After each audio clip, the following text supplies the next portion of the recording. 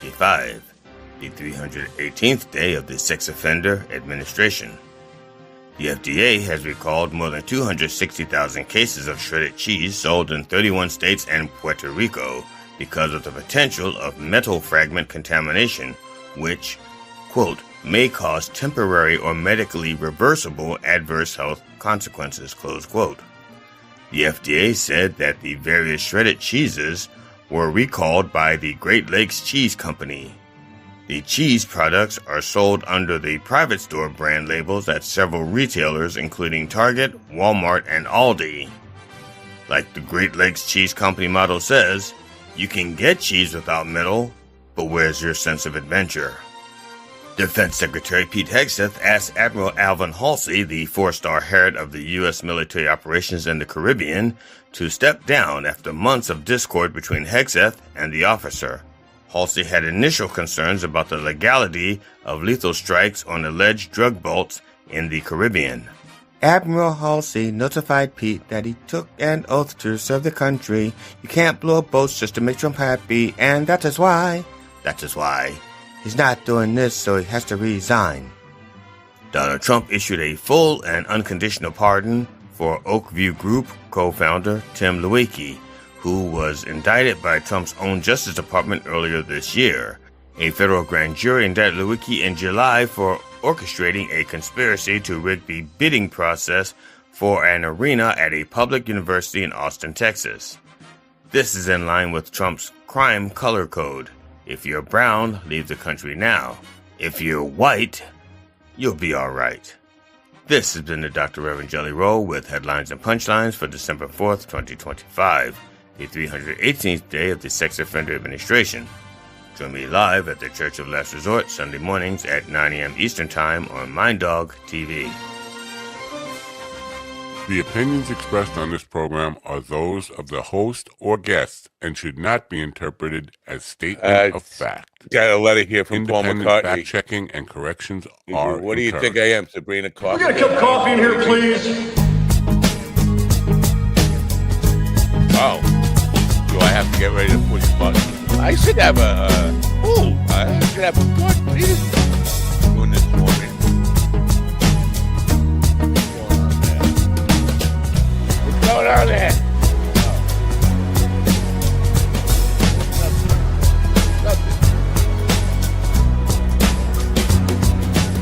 Damn good coffee. And hot. Damn good coffee.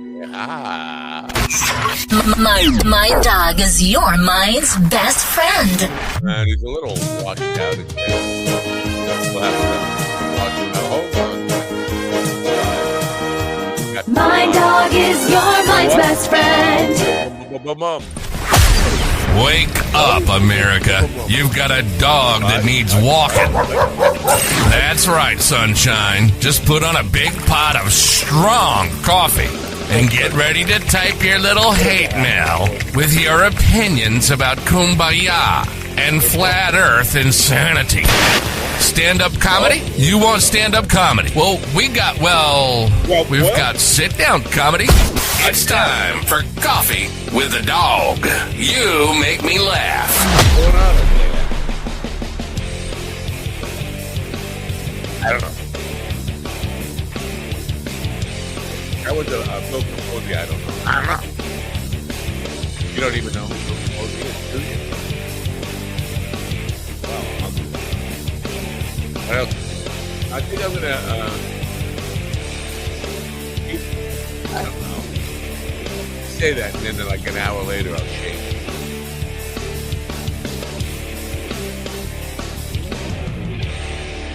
Good morning, people of Earth. That includes you too. It is Thursday. Yes. You know why I hesitated for a minute there? Because Thursday is trash day. But ladies and gentlemen, I have no trash. I had no trash to bring out this morning, so I was like confused. Why? Wait, the trash day. There's no trash. I'm trashless. Anyway, it's Thursday, December 4th, 2025. So if you were with us yesterday, by the way, later on in the program, Dan, the Hitman Wrathman, is scheduled to be here. Now, GD did this. Dan was booked on this program probably 2 years ago now, and was a no-show. And so you might want to place your bets now. I think he was a no-show because he simply slept. And who can blame him? If you can get some sleep, why not?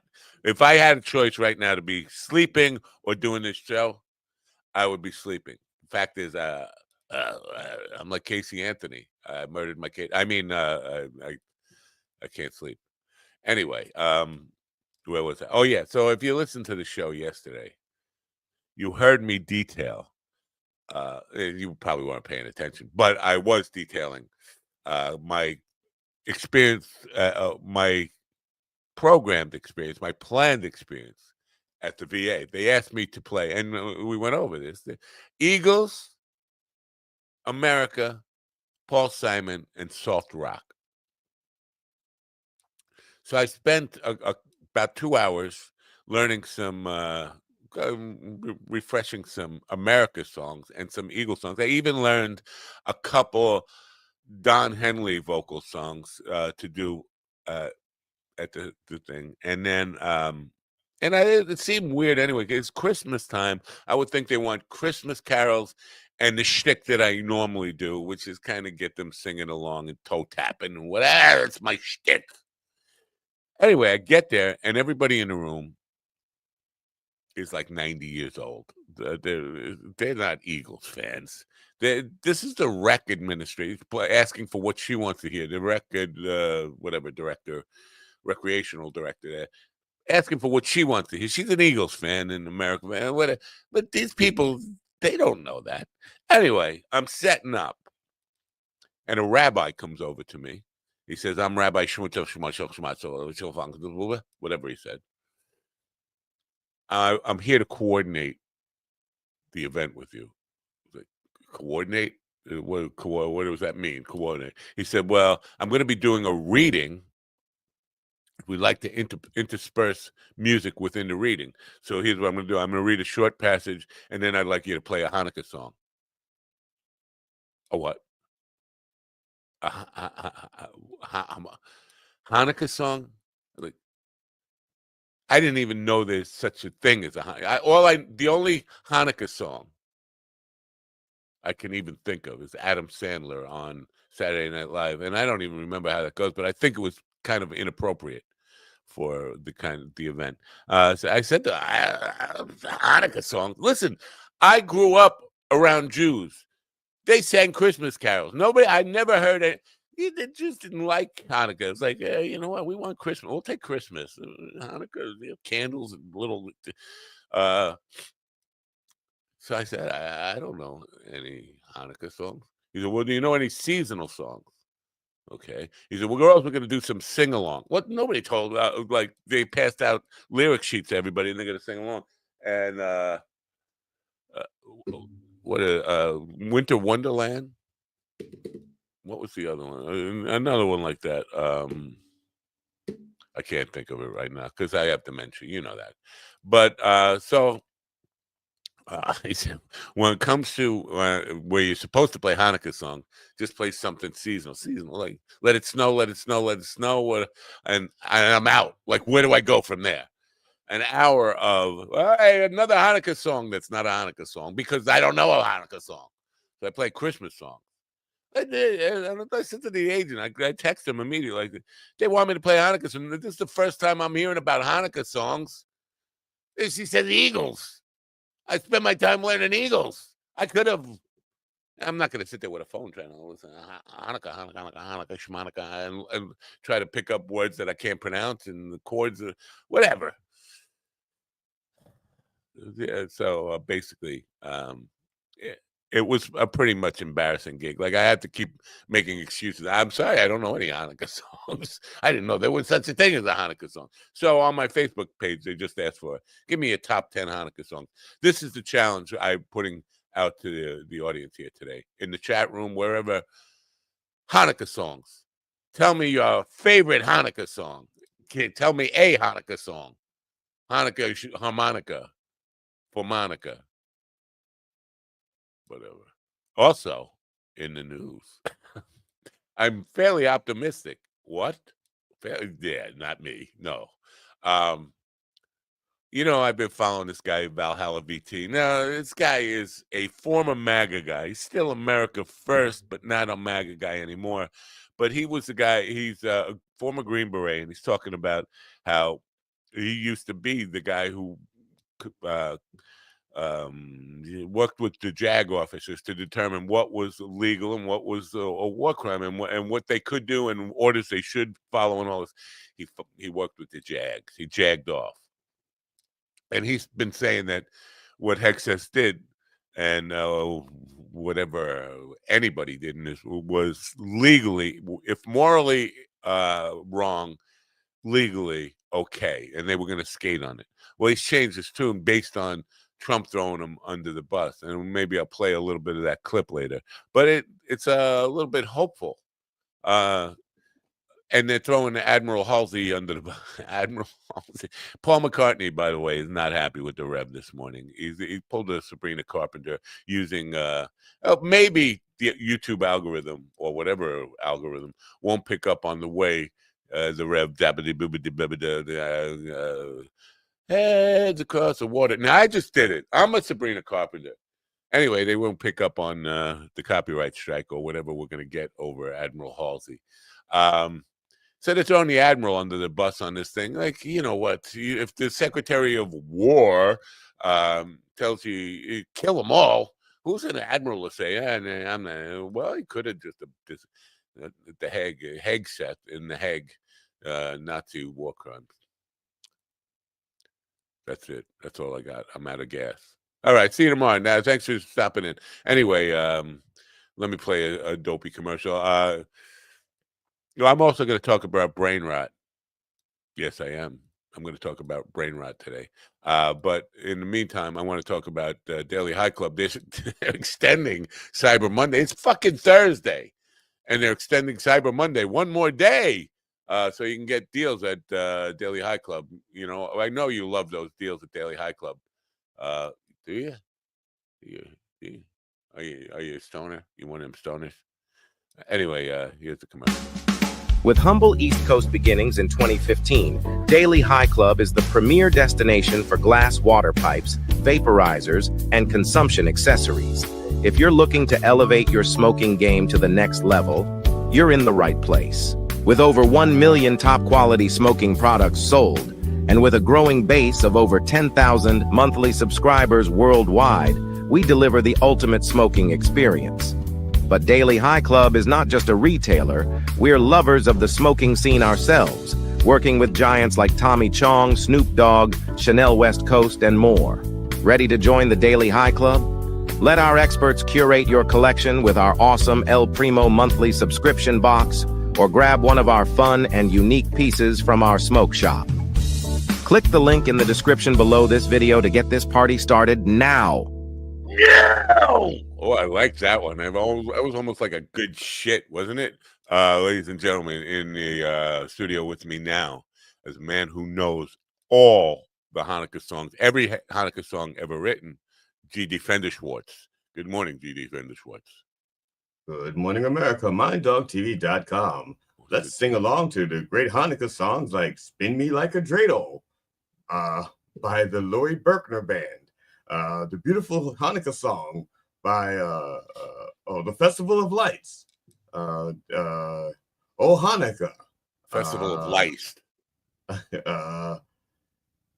And other songs. Oh, Dreidel, Dreidel, Dreidel, maybe out of clay. Yeah, the Dreidel song. So that's not where I was going to go. No, we're doing this. Order your Good Morning America, MindDogTV.com. Order your 2026 Mind Dog quote for the day calendar. Today's quote is, if teardrops were nickels and heartaches were gold, I'd have all the treasures my pockets could hold. Go to MindDogTV.com/merch and make your investments for, the kids. The kids. So put your pictures and enjoy the suffering. Do I have to make investments for the kids? Isn't that billionaire making investments for the kids? So I don't have to. Yeah, but those investments are going to Donald Trump, and we know it. Yeah, so the Hanukkah songs, and I don't know, this is gonna come off as anti-Semitic. Sorry. Okay. These rabbis are bossy, pushy little guys. You taking my microphone, moving, putting it down, because he's short. But yelling, barking orders at me, just coming in, presuming. I didn't get I didn't sign up with you. Nobody's. Who are you bossing me around, you little rabbi, duck season? I don't know, a little pushy there, and the H is silent. I don't know. But do you know what would you do in that situation? Somebody tells you, okay, well, you got a crowd full of beyond geriatric, like corpses in front of you, and they're waiting for Hanukkah songs, and it's a festival of lights, and they're lighting up the whatever that thing is, and they're counting on you to bring up the Hanukkah spirit. Okay, what would you do?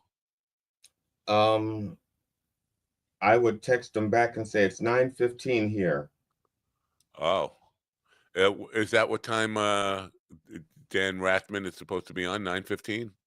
No, he's supposed to be on at 10:15, but he just sent me a text wanting to know what time zone we're in, and he was saying that it was 8:15 there, and I'm saying it's 9:15 here.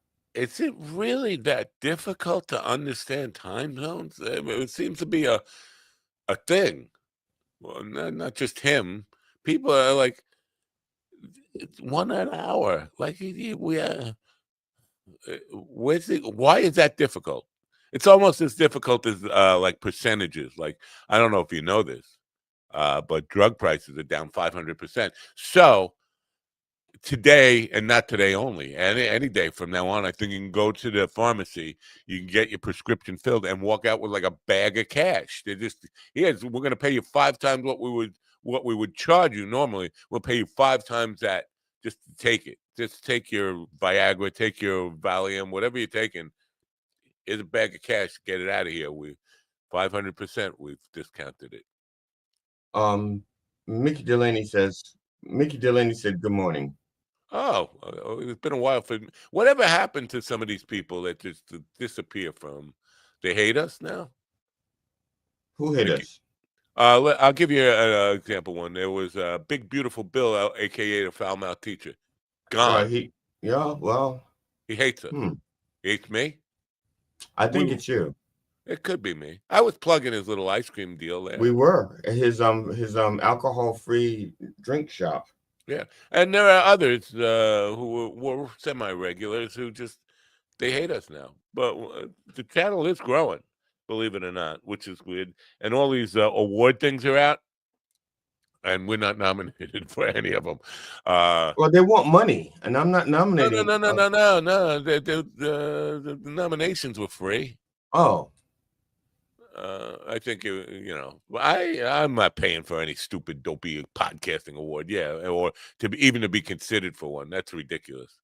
That's right. Why? What? We shouldn't have to do that. I mean, it didn't cost me anything to get the worst comedy special of all time award.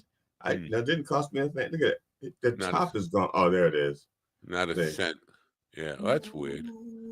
Oh, you're like what do you like? You're like a shaman. Are you like the shaman have shaman songs? Tissue. Yeah, they do have shaman songs. Just rub me softly, rub me sweet. Right. Never let it smudge.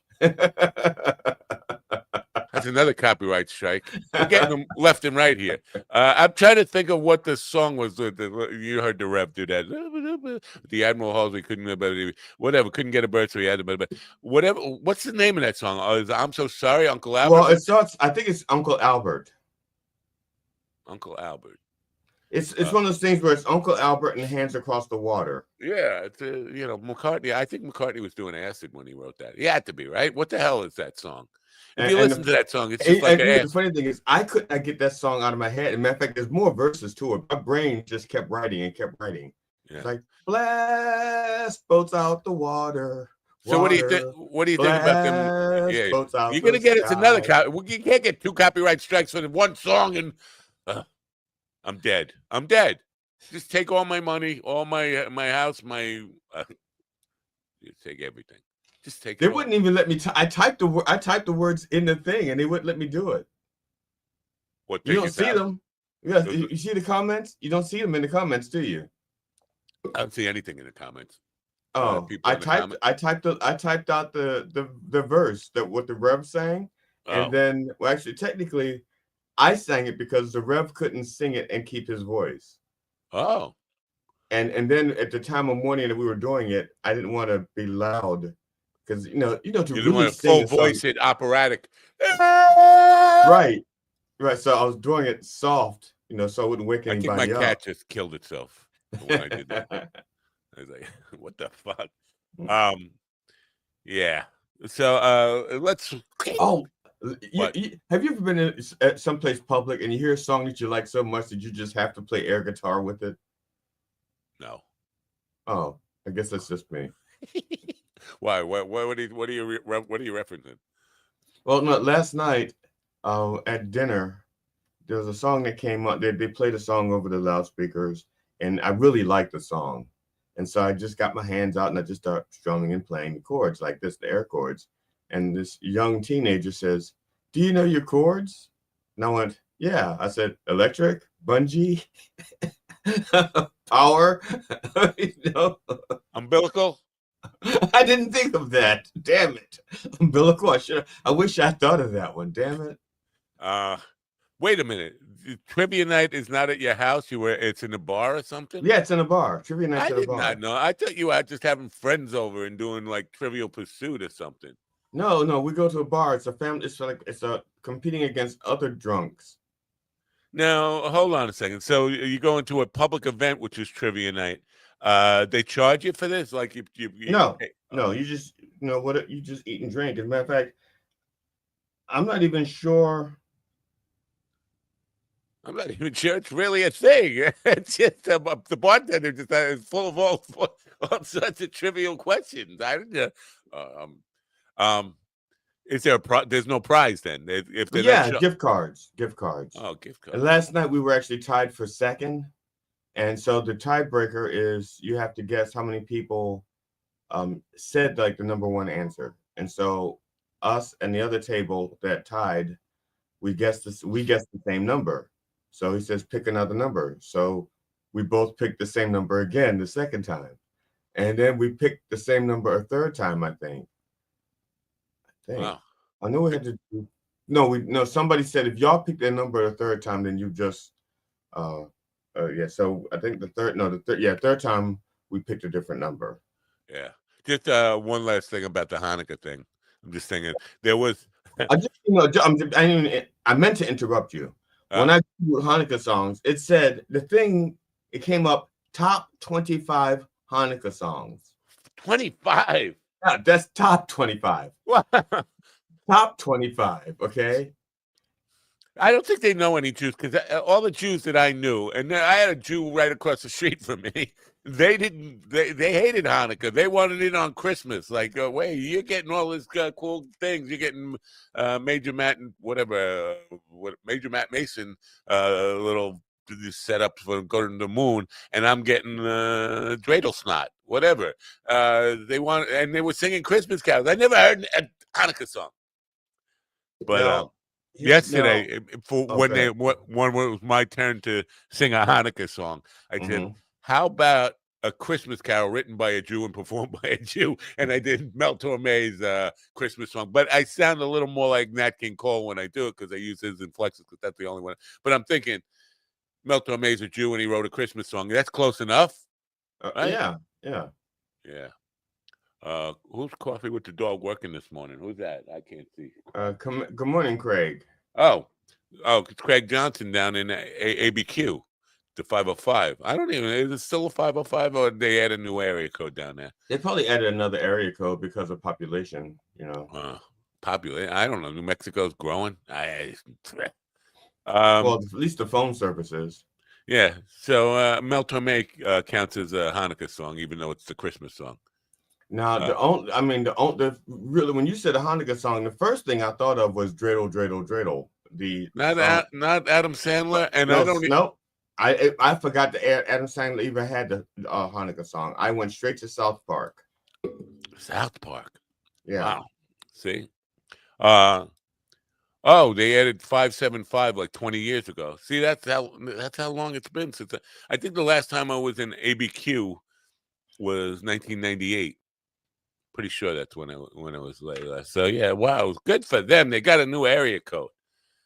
You know, New York used to have just like three, one for Long Island, one for Brooklyn, Queens, the Bronx, and one for Manhattan. Now it's got like 7 area codes. Yeah, Maryland used to have 301, and then they added 410, and then they added, I think, 443. I know they. Well, I don't know what they've added if there's other ones, but I only know of 3: 301, 410, and 443. You know, are you responsible for this? A guy wearing a Baltimore hat sitting right up front yesterday. I'm not sure if he spit at me or just sneezed all over himself on the last song. I don't know. It was hard to tell. He's 100 years old or whatever. But it was a and like shit came out. I don't know if he was like saying that song sucks or something in here. It's not the song I wanted to hear. But he's from Baltimore, so you're responsible. How do you know he's from Baltimore and not just? Oh, that's true. He could have just got somebody gave him a hat. That's right. Somebody. Yeah. I mean, I shouldn't assume. I could walk in and give them this liquid aloha hat, and you think he was from Hawaii. Well, you look like you're more Jamaican than Hawaiian. I do. So I'm told. And the weirdest thing is, one of the things that used to happen, it doesn't happen as much now. When people would hear me talk, they assumed I was from another country. Wow. And so they say, "What country are you from?" Craig Johnson's posting a picture of him on the bowl. The toilet on bowl? Twitter. Yes. Oh, okay. Listening to Coffee with the Dog while he's taking a shit, which is, I'm glad we can help or move things along. I'm sorry. Yeah. You want to watch? I have Instagram on my thing so I can keep track of if there's any comments or something. But the problem I have with it is that you can't mute it. So whenever yes, you can. Yes, you can. You gotta. You know what? You're on Windows. I'm not sure how that works, but in the Chrome browser, or you can mute it. This site, you can mute this Instagram. That's what I have. I have Instagram site muted, so I never get any audio from that. Oh, okay. Yeah, because I'm. Yeah, so some days on Instagram we get like 40 people there, and some days we get no people. It's just weird. Well, today looks like a no people day, or again, it doesn't matter. I'm not going to keep looking back because I can't mute it. Thank you for alerting. Well, there's no real Mind Dog. There used to be a Mind Dog without the one. I'm at Mind Dog 1, but there used to be just a Mind Dog guy. I don't see him on there. There's Mind of the Dog and blah, blah, blah, blah. But there's a Coffee with the Dog imbecile who's got like 5 followers and just pictures of him actually drinking coffee with his dog. It's like, dude, this is, I need a lawyer to get on him.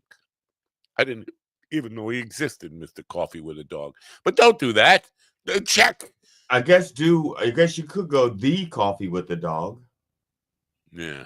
Or Coffee with the Dog Show. Yeah. I want to play this video a little bit of it because there's something funny in here. This Valhalla VT. I'm not going to play all. It's just a 5-hour video. I'm going to play like 30 seconds of it here. Let me just click the go button here. I watched that first strike live. As you can imagine, at the Department of War, we got a lot of things to do. So I didn't stick around for the hour and 2 hours, whatever, where all the sensitive site exploitation digitally occurs. So I moved on to my next meeting.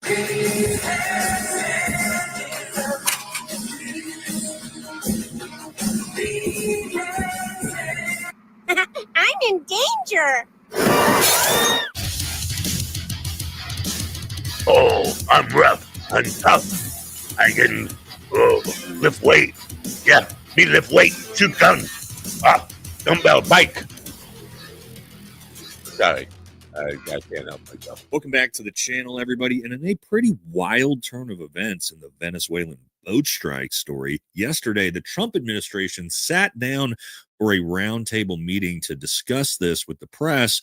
And given what a massive controversy and potential war crimes are involved, did Donald Trump come to the defense of his sec war and his admirals that carried out these strikes? No, he denied all knowledge of it and completely threw everyone under the bus. And I got to admit, I'm not shocked, but I'm a little bit embarrassed that I didn't actually see that this exact thing was going. There you go. All right. So that's Valhalla VT. This is a guy, he used to be hardcore MAGA now, and then got off the MAGA. He's still conservative, very right-leaning and America first, but he's turned on Trump, one of these guys. But I think he knows his shit about a lot of stuff. Green Beret, obviously, he knows about guns. He knows about that's why I'm disappointed in him.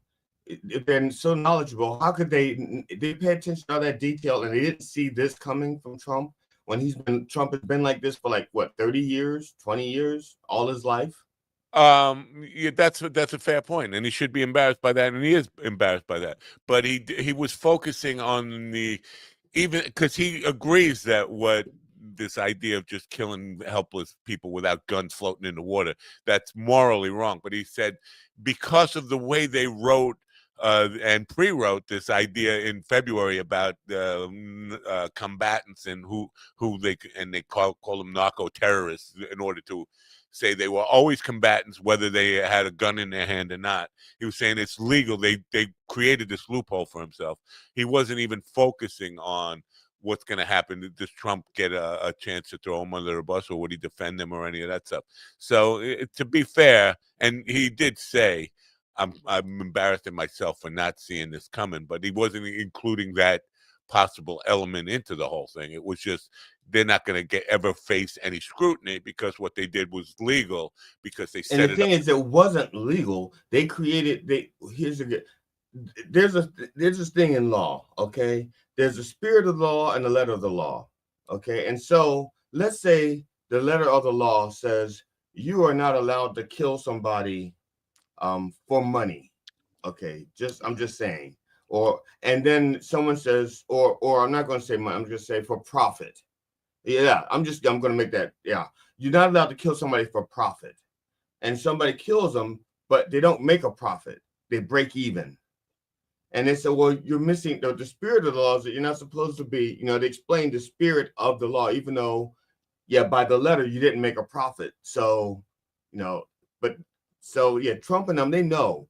Because one of the examples that they use in the code in their code is that two people hanging onto a boat, and that's like a specific example. You can't kill them; they're no longer actually he pulled up a couple of the instances that are very similar in things that he were in, and according to him, the JAG people refused to even think about prosecuting any of it because it did fit the letter of what is legal under there. And he basically said if he was pointing out that if you came back and found out that they were completely unarmed, but he said you can assume because they've been declared terrorists, you assume that they are always dangerous right up until you can prove that they're not. So basically, he was saying, in all his experience, and he's done this a lot for 20 years, that JAG would not prosecute. You would not see the armed forces prosecuting that. Trump's own JAG some of Trump's own JAG people was warning him against this.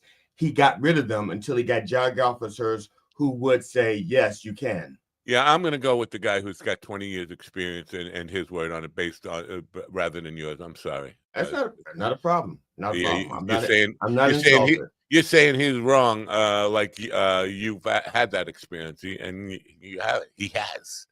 It's like, you know what? I'm going to, Doc, don't operate that way. Forget about the anesthesia. I know better because I read an article. Did I not just agree with what you just said? I said, I understand what you're saying. Fine. You can stop beating that horse. It's dead. I agreed with you. I wouldn't take my word over his either. If I were you, I wouldn't take my word over his. Me being me, I trust me more. Well, according to what the news is today, they are going to. It seems like the Republicans are turning on Hegseth to some degree, not a lot, all of them, but enough of them to make this interesting, which is hopeful. Some of and this is the problem is a lot of those Republicans were against Hegseth from the very beginning. They just couldn't. They didn't have a good enough reason to betray Trump, and now they have a good enough reason to betray Trump and say, okay, they were, some of them were against him all along. They were just waiting for an excuse to say, see, this is why we should have been against him. Yeah, they were looking for cover. They didn't have cover before. Well, they didn't have enough cover. What about this Admiral dude? I don't even know anything about him. Well, Admiral Halsey's retiring. He was retiring. That's his real name, by the way. I mean, yes. It just seems like a setup. There's two different admirals involved in this story. Admiral Halsey was put in his retirement papers, because he was bumping heads with Hegseth, and he was telling Hegseth, what you want to do is illegal. So he's resigning. I think it's official, like December 12th or something. I'm not sure. There's already a date. The other admiral, the one they're throwing under the bus, is Admiral Brady. That's the one they're throwing under the bus. This Admiral Halsey guy, he should hang out with George Wallace, the comedian, and he's black. Admiral Halsey is also black. There you go. Like, what the hell? It's like that's a George Wallace thing. Wait a minute. You're not Admiral. You're not George Wallace. George Wallace got shot. Yeah. So this Admiral Halsey is black. He's retiring. Like I said, he saw this coming back in January. You think he might have changed his name when he was captain, just seeing it coming? I don't want to get a promotion and become Admiral Halsey. Well, if it helps, he spells it differently. It's Hol and not Hal. Oh, Halsey. Yeah. Speaking of holes, while you were out doing trivia last night, how many episodes of podcasts have I done? Do you know what's the official number? Do you know the official number? You don't do any podcasts. So I guess it's a true question. Right. And the answer is 0. I used to do podcasts, the Mind Dog TV podcast, until I rebranded it as a digital broadcast. But last night was a unique thing. There's this agents and this website where people ask to be on the show, authors ask to be on the show, and sometimes I will reach out to them and ask them to be on the show. There were 2 women, and their messages to me were back to back, and I was confused and sick and whatever when I was doing the bucket. So I had them both scheduled for last night. Well, they both thought they were scheduled for last night. I sent the link to one that wasn't supposed to. She was actually supposed to be on December 24th, whatever. So getting ready to 5 minutes before the show, one guest comes in, and I'm thinking I'm talking to the other one, and then I will see her name. Oh, you're not her. Wait a minute. I just prepared for her, and I got her book, and I got all her links and all the questions I want to talk to her about lined up. Not you. Okay, but you're here, so now let me quick do it. And then 20 seconds before we go live, the other one shows up. And now I'm like, what the fuck am I going to? And then it's not like I can have them both on. And let's talk about both your books at the same time. One is about self-loathing, and the other one is about being a widow too young. And I'm like, oh, I can't balance this kind of thing. How do I? And so it was like a panic situation. And then one of them suggested, well, I'll go away. I'll come back in a half hour. So I did a half hour with one and a half hour with the other. It worked out. But it was just one of those, boy, did I fuck this up. And now the first one is about self-loathing. And all I can think of, what a fucking idiot I am. And I'm like trapped in. This is the perfect segment because it's about me breaking the cycle of calling myself a fucking idiot and beating myself up over a mistake like that. But it was a little weird. It was good. Ended up being kind of a fun episode to have 2 people on half hour each. Maybe I'll do that again intentionally in the future. But being a widow, the second one, being a widow too young. She 41 when her husband passed. She had 3 small kids. I don't know how I told you this, but the woman I lived with. How old was she? 41. My mother was a widow at 35, and she had 3 kids. Well, there you go. Technically 4 kids, but the 4th one she gave up. It's not a competition. Yeah, it is, and my mom won. Yeah. But I may have said this before. I don't know if I did, but the woman I live with, two women before my wife, she was a widow at 26. And that was a sudden thing. The one last night, her husband had cancer, and then he was in remission, then he got cancer again. She had time to prepare for this. The woman I used to live with, her husband, when she was in her 20s, died suddenly in a motorcycle accident. And there's a big difference between preparing, watching somebody die of disease over years to then phone call. Oh yeah, by the way, he's dead. He's on the road. Go pick up the roadkill. Sorry. It's a whole different, but it was all about the grieving process and all that stuff and how people, she's a certified grief counselor, grief something. But I was like, first of all, who the fucking certifies that? Like, but she's not one of these people who believes in the 5 stages of grief. And she was like, that guy who wrote that book, that was about for people who were dying, and somehow they twisted it around. It's not about 5 stages of grief. And there are no 5 stages of grief. Like, how do you know when it's time to stop grieving? Because she's saying you got to let yourself feel it and all this stuff, and cry if you need to, and just go through that period of really allowing yourself to feel the grief. I was like, yeah, but when is the deadline? Like, because if you still do it 10 years later, people are going to be fucking, well, get over it. Yeah. You can. There's a difference between grieving and grieving to the point where you're not living your life anymore. Right. Okay. So yeah, you can go on with your life as soon as you're able, but grieve, sure, grieve as long as you want. Who gives a shit? Yeah, well, the people around you are gonna be fucking like.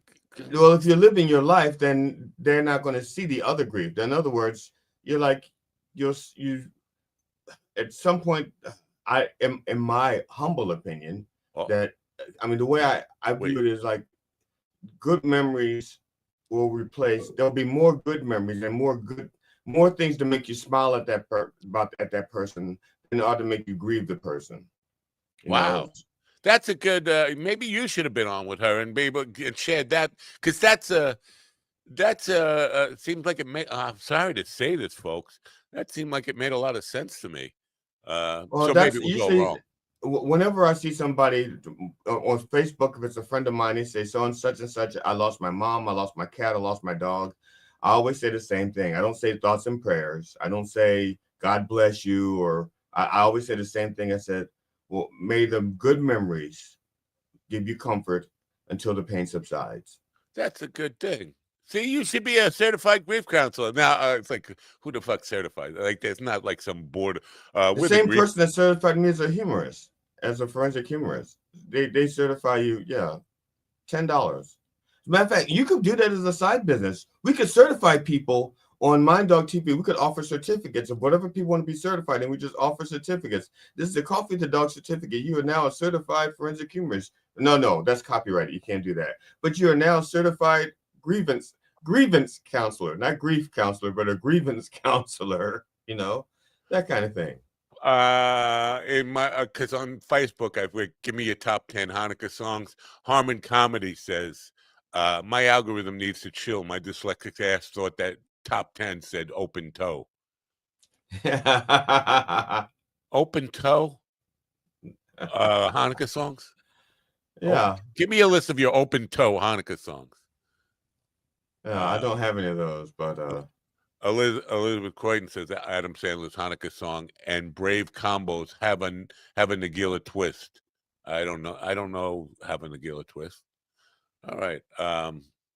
Yeah, so it seems like you should be a certified grief counselor. There was a Hanukkah song called "Spin Me Like a Dreidel." You know what? I feel like such a dick. I got to stop beating myself up, right? It's a cycle of self-loathing.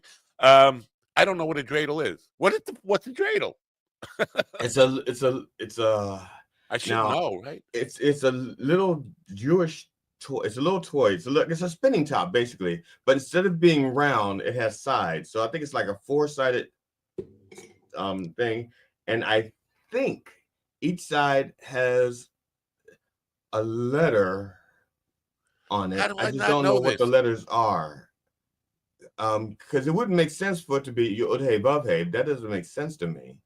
Maybe Shalom, but then that's how many letters, how many sides? How do I spell Let me it? I see. should look How up many a dreidel. sides? I think a dreidel has 4 sides, but let me see. It's like a Let's broken die. It's like a pyramid with a stick out the Oh top. yeah, I see it. Oh yeah, and they're not like numbers; they're like letters or like. Yeah, as I said, they're letters. All right, but they're Hebrew letters. Now, see, this says, I think it's maybe it is Shaddai. That's a S. Shalom. How many Shalom? Shin. That's Shin. That's He. That's Lameh. I don't see this. Maybe it is Shalom. Maybe there's a spin Mem. the dreidel thing on Google when you spin again. Well, I got Gimel. Oh, okay. It's Nun, Gimel. I got Hai, Gimel too. and Shin. Oh, there's only 4 things you can get. Yeah, those. Yeah. The phrase Nat Gadol Hayim Sham. None. I don't want to get none because then I'll get hit with a yardstick for my squeaky shoes. And that means a great miracle happened here. Okay, so Nun Gimel Hai Shin. See, you can see why it's no fun to be a Jew. I mean, that's what they get. This is their big holiday thing, like spin the dreidel. That's no fun. But growing up in New York, which is really almost Israel, right? It's Israel with a bunch of Italians thrown in. It's Israel without bombing. It's Israel without bombing Lebanon. Oh no, we bomb. Israel without bombing Gaza. Yeah, we bomb everything. We just call it Israel, and we know it really came from New York. But I should have known this. Growing up in there's a lot of Jews here. I don't know if you know this about New York, but I think it's pretty common knowledge. But why don't I know about a guy from Maryland, Baltimore, Crabtown? Is it called Crabtown? It's not called Crabtown. Knows about dreidels, and I don't. First of all, I grew up in the neighborhood I grew up in was transitioning from Jewish to Black. It was a Jewish neighborhood, and the Jews were selling to the Blacks, and they were moving to other Jewish neighborhoods. No wonder they don't like trans people, because they remember that when trans meant going from Jew to Black. Yeah.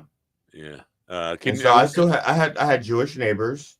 My uncle was Jewish. He wasn't practicing, but but I got my first Hebrew prayer book from him. I have a Hebrew prayer book, so I can learn Hebrew. You can read Hebrew?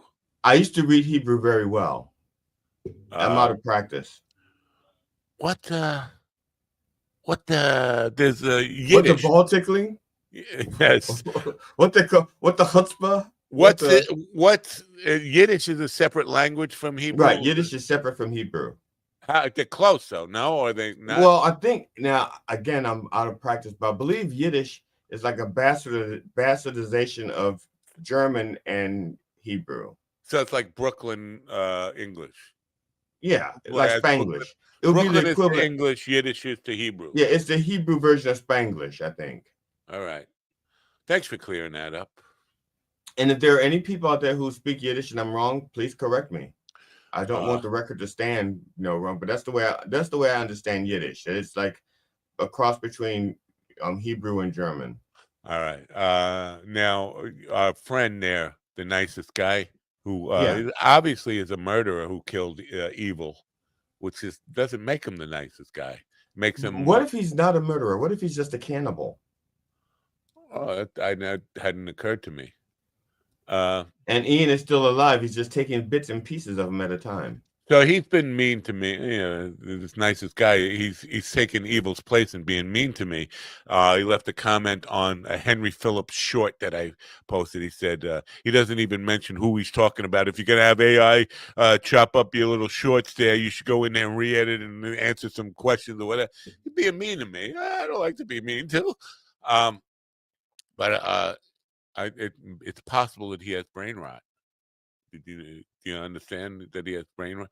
Because there's this thing, short form video is actually contributing to brain rot. People who watch short form, and so I feel like I'm making a contribution to society in some way by helping the brain rot movement. With short-form video now dominant on social media, researchers are racing to understand how highly engaging algorithm-driven format may be reshaping the brain. From TikTok to Instagram Reels to YouTube Shorts, some short-term video has become a cornerstone of just about every online platform, including LinkedIn and even Substack. But increasingly, studies are finding associations between heavy consumption of short-term form video and challenges with focus and self-control. Brain rot! How about that? So I'm doing something positive here for no. So you too. You're doing short form video. You're a brain rot spreader. You're brain rot Mary. Well, actually, I wouldn't call myself a spreader, because if you look at how many views my short videos get, it's not there. See, now here's nice the funny thing. I'll put out 8, I break up the reverend stuff and I put that out there. So there'll be like 8 reverend or 6 reverend, Church of the Last Resort videos out there. And then there's the headlines and punchlines videos and I'm just talking TikTok now, that I put on TikTok. All of them together for a whole week may reach 100 views for a whole week. That's still 100 people who got brain rot. Yeah. Now, yesterday I posted a 30-second short. It's a picture of Pete Hegseth, and it says, "What Hegseth calls fog of war, I call government-sanctioned snuff films." A government-sanctioned snuff film. That's what I wrote. And I put the music underneath of it from XTC, Generals and Majors. In a matter of moments, it got like 400 views. That's on YouTube, because I would think on TikTok. TikTok. Yeah. And that's without me. I didn't even think to put a tag on it. There's no tags on it. It's just the algorithm went, we like it when GD does that kind of stuff. The most popular stuff I've done on there was like my political shorts. That actually, that was the most popular. They were like in tens of the thousands of likes and stuff. I'm shocked that they even allow it, because if I put, I think like words like snuff in the title, kill in the title, whatever, they generally, that's no good. We won't allow it. Well, I have no idea what they accept and don't accept anymore, because they may take them a week and then they'll go, "Oh, we can't have that," and stop it. I don't know. I mean, I just got a warning from something that I posted 4 years ago. Wow. Yeah, I kid you not. A little slow on the uptake. No. How long has the Reverend been doing that stuff on it for your on? It's like what, two years? At least. It's like 110 episodes, 52 episodes a year. So it's 2 years. Yeah. So like episode 4, the 4th episode, it got a warning from something from there. I think it was the warning that I told kids there were no Santa Claus or something. So you can't tell kids there's no Santa Claus. I get a lot of why is this Reverend cursing so much? I hear that too. In the chat room here, this alternative universe person. First they said, I wonder if they were lagging behind. They said, ask Google about what the probably the dreidel songs. The Hanukkah, dreidel song. The Hanukkah. Yeah, but that was like, I don't know. It feels like that was a long time ago. And then he says ignorance. What is ignorance referring to? I know, but what is he referring to? I don't know. I feel like it was aimed at me because I am the king of ignorance. Ignorancy. How do you? I'm ignorant about how to pronounce that word. Ignorant. Dan was there, but he's now not there. Yeah, he's pre-mean. He said, "I'm not listening to this shit. I'm out of here." Oh, he's scheduled. I'm glad he got here early. So but I don't blame him. I would get out of here too. So should we try to bring him in at 10? Yeah, try to bring him in at 10. Yeah. Whenever he gets back, if he gives you a thumb up, squeeze around a little bit, squirt on it, and not my style. I'm not a squirter. You're not an ass squirter. No. Asquith. They call that diarrhea. Asquith. Yeah, I know. Or you've been eating Olean chips. I don't know if you remember Olean potato chips? Yeah. They stopped selling them because they caused anal leakage. So do you think there's anything to this brain rot thing, or is this just made up to scare me to not watch shorts anymore? It seems like brain rot has been around. Look, they said the same thing about television. Remember the opiate for the people television? I thought religion was the opiate. And well, maybe that's it. You're right. Religion is opiate for. So television was supposed to be the boob tube. That's it. Boob tube is supposed to cause brain rot. Speaking of boobs, bring in Beefman. We might as well bring the hitman in as well. Well, you have to introduce him. I can't read the introduction. Where is it? Oh, come on, introduce him. He's the hitman. He used to be a cop. He's so funny now. He whatever. Just come on. You can't just introduce him. I can't make something up. All right, ladies and gentlemen, I'll read the thing. It says comedian Dan Rathman thrives on engaging with audiences. That's bigamy, isn't that bigamy? Only if you marry them. If you're engaging, that's not. Offering performances tailored to your event theme on topic. This sounds like it's like from a booking agent website or something. Whether you're looking for interactive crowd work or raw comedy. That means he doesn't wear a condom when he's pushes boundaries. Dan brings unique and unforgettable experience. I also don't wear a condom when I do comedy. You do raw comedy also? Yeah, I don't wear a condom. I don't wear a condom when I do comedy. I like it. Raw comedy is more prevalent than I thought. Rare, better than raw. Yeah, because I don't do raw comedy. It's rare that I don't. But you do raw dog fucking, don't you? No. Ron says I can't do. No, if I do it, then I'll ruin his joke. I can't. I do no dog. You may have seen Dan on a recent episode of So Guys Was the Funny. So good to Gaga. So good. No, funny. Dan is going to be doing an episode of Done Way Past Funny. Oh, he hasn't done it yet. I thought we scheduled. I think it's January 4th. I have to look at this. January. I have to look at my calendar, but it's like future date. Is that a Mind Dog Quote of the Day calendar? No, this is actually it's a PETA calendar. Oh, so it doesn't count. Anyway, ladies and gentlemen, welcome in Dan Rathman. Good morning, Dan. Thank you for being here.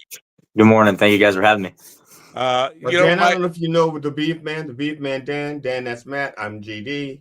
And these are all our audiences over here. Wow, this is something new. We actually introduce people to. This is the first time that's ever happened. Who are you? Oh, I'm the black guy. He's the black guy. All right. Black guy. That's called Token. Sometimes they call me Token, but there's a copyright issue with South Park. All right. Because I was called Token way before they had a character named Token. Yeah, and when you lay on your belly, we call it poking the token. So, Dan, the first question: you're a cop, and you do I have that right? You were a cop? Yeah, I used to be. Yeah, until they found out. Yeah. So you had this great paying civil servant job. You had your 2 weeks off a year, whatever gave you, the full benefits package, and you decided, I'm gonna get rich. I'm gonna go into stand-up comedy. He got tired of beating on brown and black people. Yeah, it gets tiring. After a while, no, it doesn't pay that well. To be honest with you, it's a low paying job. Which is comedy or copping? Both. Okay. So I got out of law enforcement. I just didn't like the political side of stuff. It just was it just got ridiculous after a while. So politics you didn't care for, but beating on brown and black people you were all for. Is that what? Some days you still do that in comedy. You just do it with jokes. Yeah, like Don Rickles did. It's not the same as with a club. Did you ever hit anybody with the club? No. It's funny because my last show, somebody asked me how many people have I shot, and I said not enough. So I had to get my stats up, I guess. So we played the game with you, Never Have I Ever. If we played the game with you, Never Have I Ever, and we said hit people with a club, you go like never. Tase them, and you would say. Well, I'd have to say I had a tase, but that's because of training purposes. I never actually had to tase anybody either. So Nice. Wow. I was pretty good about talking people down. That's So the key right I mean, there. the day I was going to quit, I would actually say, you know what? I never really hit somebody with a club. This is why I became a cop. It's just so I could hit somebody with a club. Even if it's your captain or somebody, you got to find somebody to hit with the club. They gave you a club. Blind date. A blind date, you know? Just the abuse of power is the only reason why you should join, right? Is that what you're saying? Yeah. No, I was different from everybody else. I didn't like all that craziness that went with it, where people thought you had to just act like the tough guy all the time. I just felt like it wasn't the way it needed to be. You could talk to people with sense, and you usually got further with it. So, all right. Now, another question along the same lines. I get you. Somewhere along the line, I saw something that you teach as a self-defense or a martial art called Krav. You say you don't like politics. Krav Maga. Krav Maga. Yeah. What is it? Krav Maga. Maga. Oh, it's not MAGA, but it's spelled MAGA. But it's not political. Yeah, it's Israeli. It's a Israeli special forces defense tactics. It's basically hand-to-hand combat tactics. It's for everyday self-defense. So, like, you're in a bar or you're just out at a mall or anything like that. It's more about your situational awareness, being able to use basically anything around you, and it's designed to teach you to just defeat your assailant or whoever it is trying to attack you in a fast manner, so you can get away. It's not designed so you just sit there and beat on people. It's designed to just end the situation fast and swift, and that way you're safe and you get away. You know what the beef man prefers? He Do prefers what? The beef man. He prefers just to punch him in the throat. This is his, his go-to move. It's just punch. It's a good move. I mean, it really is. I mean, the goal is to eliminate the threat as fast as possible. Yeah. You don't know how many other threats are coming. Krav Maga is a great martial art. Yep. Like usually utilized by the Mossad originally in the military and the Israeli military. So it's fantastic. They don't mind hitting somebody from the side of the head or the back of the head or whatever. Yeah. There's no rules. It's no rules. Yeah, there's no rules to it. Yeah. So somebody needs to get in touch with the Republican Party and say it's pronounced Maga. Maga. Yeah. It's Krav Maga. Yeah. Yeah. Oh no, they can leave the crab part out. I mean, just to make America great again is Maga. It's not Maga. There are two styles of Krav Maga, correct? Do what? Isn't there two styles or two schools of Krav Maga? Like one's military based and the other one's like. Yeah, there's levels to it. There's levels that they'll teach to it. Like the defense stuff that I was doing, I got into it when I was in law enforcement because I was on my own quite a bit because I was in a rural county as a sheriff's deputy when I first started training in it. And there was a lot of times I was on my own and I was like 45 minutes to an hour to back up. So, there's situations that if something were to arise, I would not have time to wait for backup to get there. So I felt, I was kind of a scrapper growing up as a kid and everything, but I was like, I need to learn a little bit better, to where if it was multiple assailants or something like that I would be able to defend myself a little bit or give myself some sort of time before somebody got here to help me out. So, and that's why I got into it. And then I ended up becoming an instructor in it.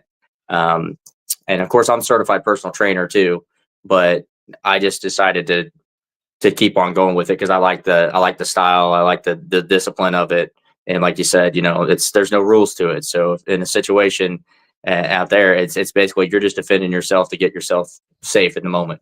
So as a public service announcement, let's say Will Smith is in the audience and you just happen to mention something about his bald ass wife, and he wants to tell you to get his wife's words out of your mouth. He wouldn't try that shit on me. If he comes up to slap you, don't is what you're saying to Will. Yeah, Smith. I wouldn't have taken that like Chris Rock. That would have been a different thing. So I would have slapped his ass back to Miami. So you grew up in Kansas? Do I have that correct? Yeah. Kansas. Is that where you were a cop? Yeah, I was over there. Actually, I was actually a tribal policeman at my last position. I actually I got out of it for a little bit, and then I went back. Can you still hear me? Yeah. Sorry, somebody was trying to call in my thing. I was hooked up. Anyways, I got out of it, and then I went back briefly, probably 6 or 7 months ago, I was actually working for a tribal police in Kansas for a little bit too, which that was a whole different level because you have to learn like the tribal laws plus your regular laws too. Yeah, you're talking to a full-blood Puspatuk. Oh, really? Nah, I'm not. I think it's just a reservation the way I get my weed. And it's cheaper. The only reason I don't move because I don't know if there's going to be an Indian reservation where I can get cheap weed anyplace else. So I have to stay here for the rest of my life. Can we get the? I want to talk to you real quick, or have you talk about the Lunchbox cruise? Yeah. That was if you want to promote it, it's already over. It's not like Yeah. I mean, those guys are great. Jeff and those guys. I mean, I linked up with Jeff and those guys through my buddy Matt Farrell. He's down in Oklahoma. He won like funniest comedian in Oklahoma or something like that. And them are because there's I think there's 5 Jeffs out there in comedy. Jeff Vance. It's Jeff Vance is the guy that runs Lunchbox Comedy. And he does a lot of the stuff down at it's down in Biloxi at the Sanctuary is one of the places that they do a lot of their shows and stuff at. It's a great venue. We did the Lunchbox Comedy Festival 3 this year, which was the first one I was on, and then that's how I kind of met him. And then he asked me to join on the cruise. And I'm like, yeah, I mean, it's a chance to perform on Carnival. Why not? So I got on there, and it was a good time. I think we're looking to go back again this next year. So. It's I thank you guys for inviting me on. I'm just no. You want to join? I'll sell you some tickets. He's an award winner. I don't know if you know that. Well, that's true. That is true. I'm an award winner. You want to brag? But Dan actually has awards also. Dan also has awards, but his are much better than mine. Yeah. What were your awards? My award is actually for the worst comedy special of all time. So the fact that it's all time trumps yours, because I think yours is like a yearly award, right? Yeah. Well, I didn't. I was nominated for 3 times. I was nominated for best comedian in the Kansas City area, but I didn't end up winning. I was a finalist on those, but I won a global recognition award this year, so that was different, and that was for like entertainment and what I've done in entertainment in such a short time. So it's basically like my influence in it is what I want it for. I should pull this up because yesterday I got a thing about where this podcast is most popular. Of course, the United States is on the list, but it's not number 1. And Canada's number 1, right? Belgium. Belgium? You could enter and you might be up for one. You could win one there, Matt. Let me Beav, your podcast is like number 1 in Belgium, isn't it? 2 in Norway. Oh, Norway. 2 in nice. Norway. It's so bizarre. Like, I can't imagine somebody in a foreign country listening to this for more than like 10 seconds and sticking with it.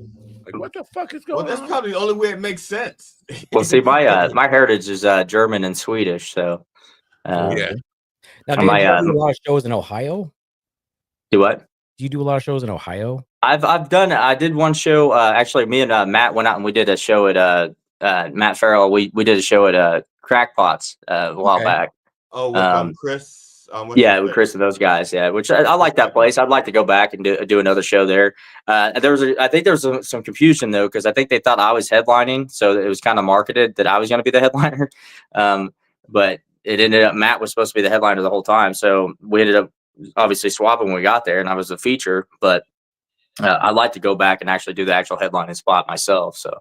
I think I've seen a lot of promos for you in the South Bend, Indiana area. Yes? Yeah. I'm getting ready to do Indiana, and I'm getting ready to do Michigan in January. Indiana's in February. Yeah. You know who the fuck Stephen Ortiz is? I've heard of him. Wow. Wow. Write that down. What? Probably because of our promos. He's South Bend. What is he? South Bend's he's the South Bend's roly-poliest comedian. That's funny. Now I've heard the name. So the whole group of the comedy cartel stuff. I mean, I meet people through that a lot too. So because I'm big in there too. So I've been booked. Like I just booked in the past week. I booked like 5 shows. Nice. And so I just got booked for 3 shows or actually 4 shows here in St. Joe, where I'm living currently, through a person who's trying to get me booked. Actually, she's trying to book up my whole year for me if she can. And then I just booked Austin, Texas the other day or yesterday too. So. So you said German, Swedish. Is that your heritage? Yeah, that's what they tell me. That's what my mom and them tell me. I don't know. In college, my first 2 years, my roommate was Dan Rothman, with 2 N's nice. on the end of it. He was half Italian and half Jewish. The That's Rothman funny. part was Jewish, though, and Rathman seems close enough that because I was going to ask you if you knew any Hanukkah songs and what's your top 10 Hanukkah songs. Only the Adam Sandler one, I think, a little bit. That's a good one. Yeah, the Hanukkah song. Yeah. Yeah. Because yesterday on a gig, I was asked to play Hanukkah. It was thrown at me. I was required to do Hanukkah songs. I didn't even know there was such a thing. And that's what I understand. I don't know how you could not know. You live in New York, Jew Central, outside of the Jews. The Jews I grew up with, they sang Christmas carols. They didn't like Hanukkah. Hanukkah was like looked down upon. Like, why do we only get this little fucking dreidel and you get a fucking like automated car or something? Whatever. We got better presents. My cat's vet is Jewish, and she's a little Jewish lady. And so I took my cat to the vet yesterday or day before yesterday. I can't remember now. And as I was walking out, she said to me, "Have a good holiday." And I said, "Whatever you're celebrating, have a good one." Because I don't know what people are celebrating. She says, "I will celebrate anything as long as they're feeding me." So you're part of the war on Christmas, is what you said. So I said to her, "Well, Merry Mercenary." I said, "Merry Mercenary for meals," or something like that. Because she doesn't care about the holiday. She just wants the food. You can invite her over for Hanukkah, for Kwanzaa, for Christmas. If you're feeding her, she'll be there. Oh, do I have links funny. for Dan? I think I have links for Dan. She's an opportunist, is what she is. That's what. Yes, that's what that is. Yeah. I called her a mercenary for meals. I give her a little sign. She can stand on the street and says, "We'll celebrate for food." Why don't we have links for Dan? I had in the banners. I had links. Where'd they go? Did we?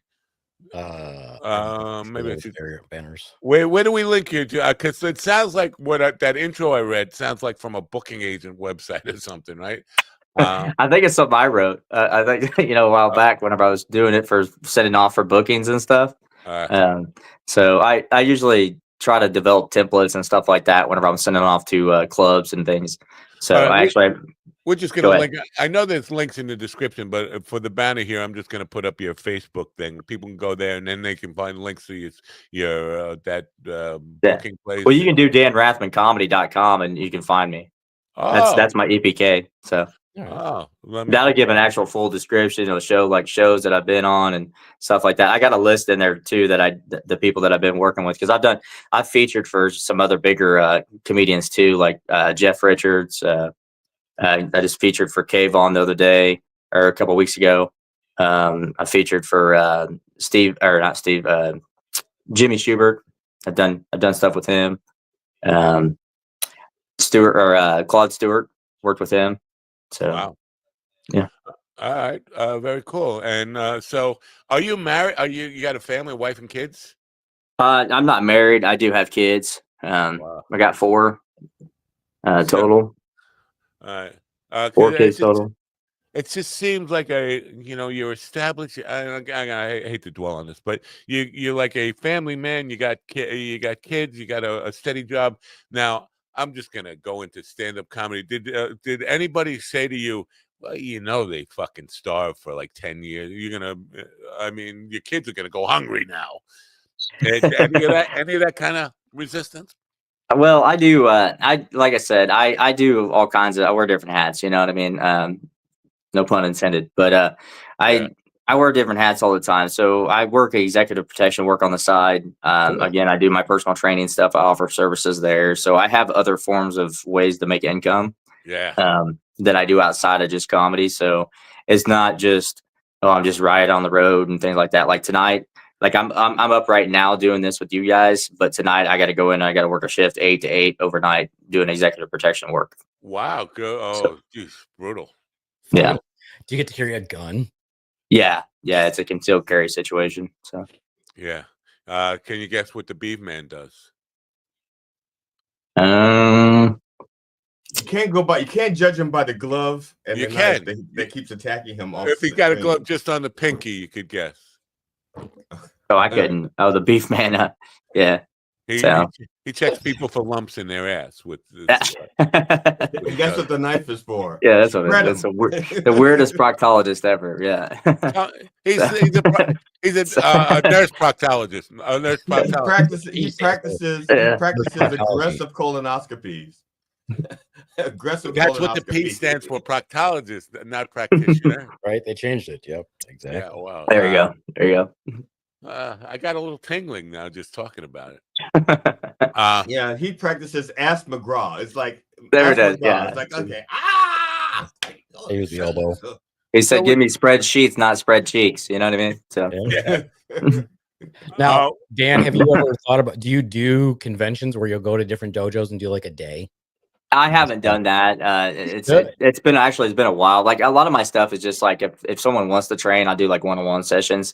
I don't really just like I haven't done like the gym stuff for a while because I had a spot that I was actually renting on a month-to-month basis, like a booth style thing, and it just wasn't panning out in St. Joe. So because it's really, really flaky. People will be like, hey, we'll do it, and then they just don't want to do it. So it's like I just didn't have time to keep doing that because if I did, then I'd starve. St. Joe, what state? Missouri. In Missouri. So I actually tell a joke about it where meth and morals meet. So yeah, because I would say if you're like close to Michigan, I know our dojo would pay you to come out. Just do like a few hours of Krav Maga. Oh hell yeah. Yeah, that'd be cool. I'm gonna be up in on the 30th and 31st is what I'm coming up there to do shows at. I can't remember the name of the place. I know that it's a lounge thing that's gonna be in there. It's called No Quarter Lounge, but it's inside like a restaurant type thing or bar and grill that they're doing it. But I'm gonna be there the 30th and 31st of January. Or who's the showrunner? This nicest guy is not being the nicest guy. Who? The nicest guy too. Was really he killed his evil twin. A mind dog is grandpa learning new words.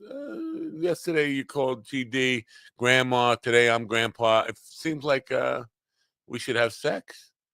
Not on your life. Is he coming on to you or what? Yeah.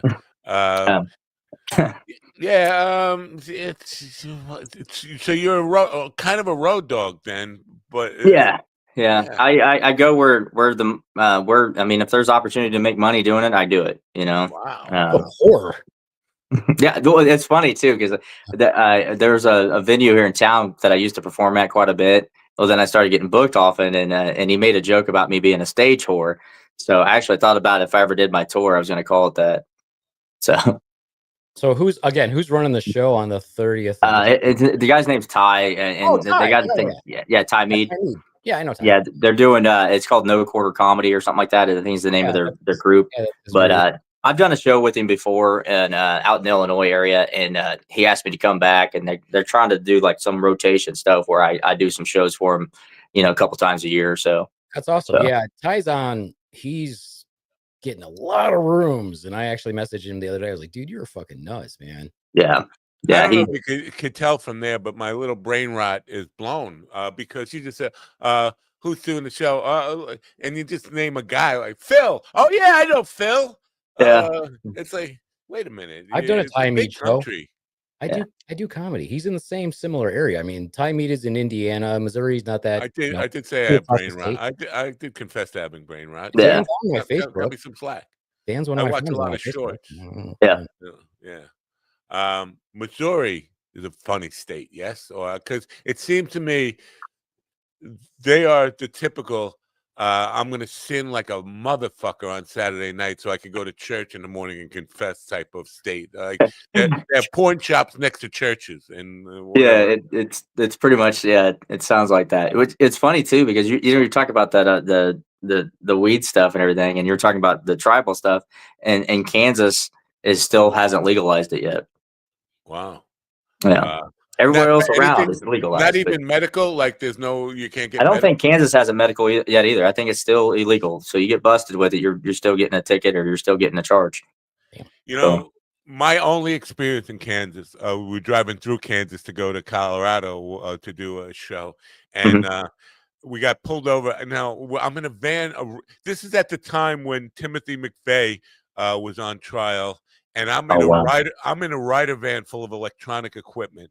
And driving along on an interstate in Kansas, and was smoking weed. This Short Frank is with me, and he would smoke an ounce by himself every day. I mean, that's how much weed. And so the van is full of weed. Cop pulls me over. I roll down the window. It's like a Cheech and Chong movie, and he just gets hit with a billow of smoke, and he's getting stoned. And he said, "You know what the speed limit here is?"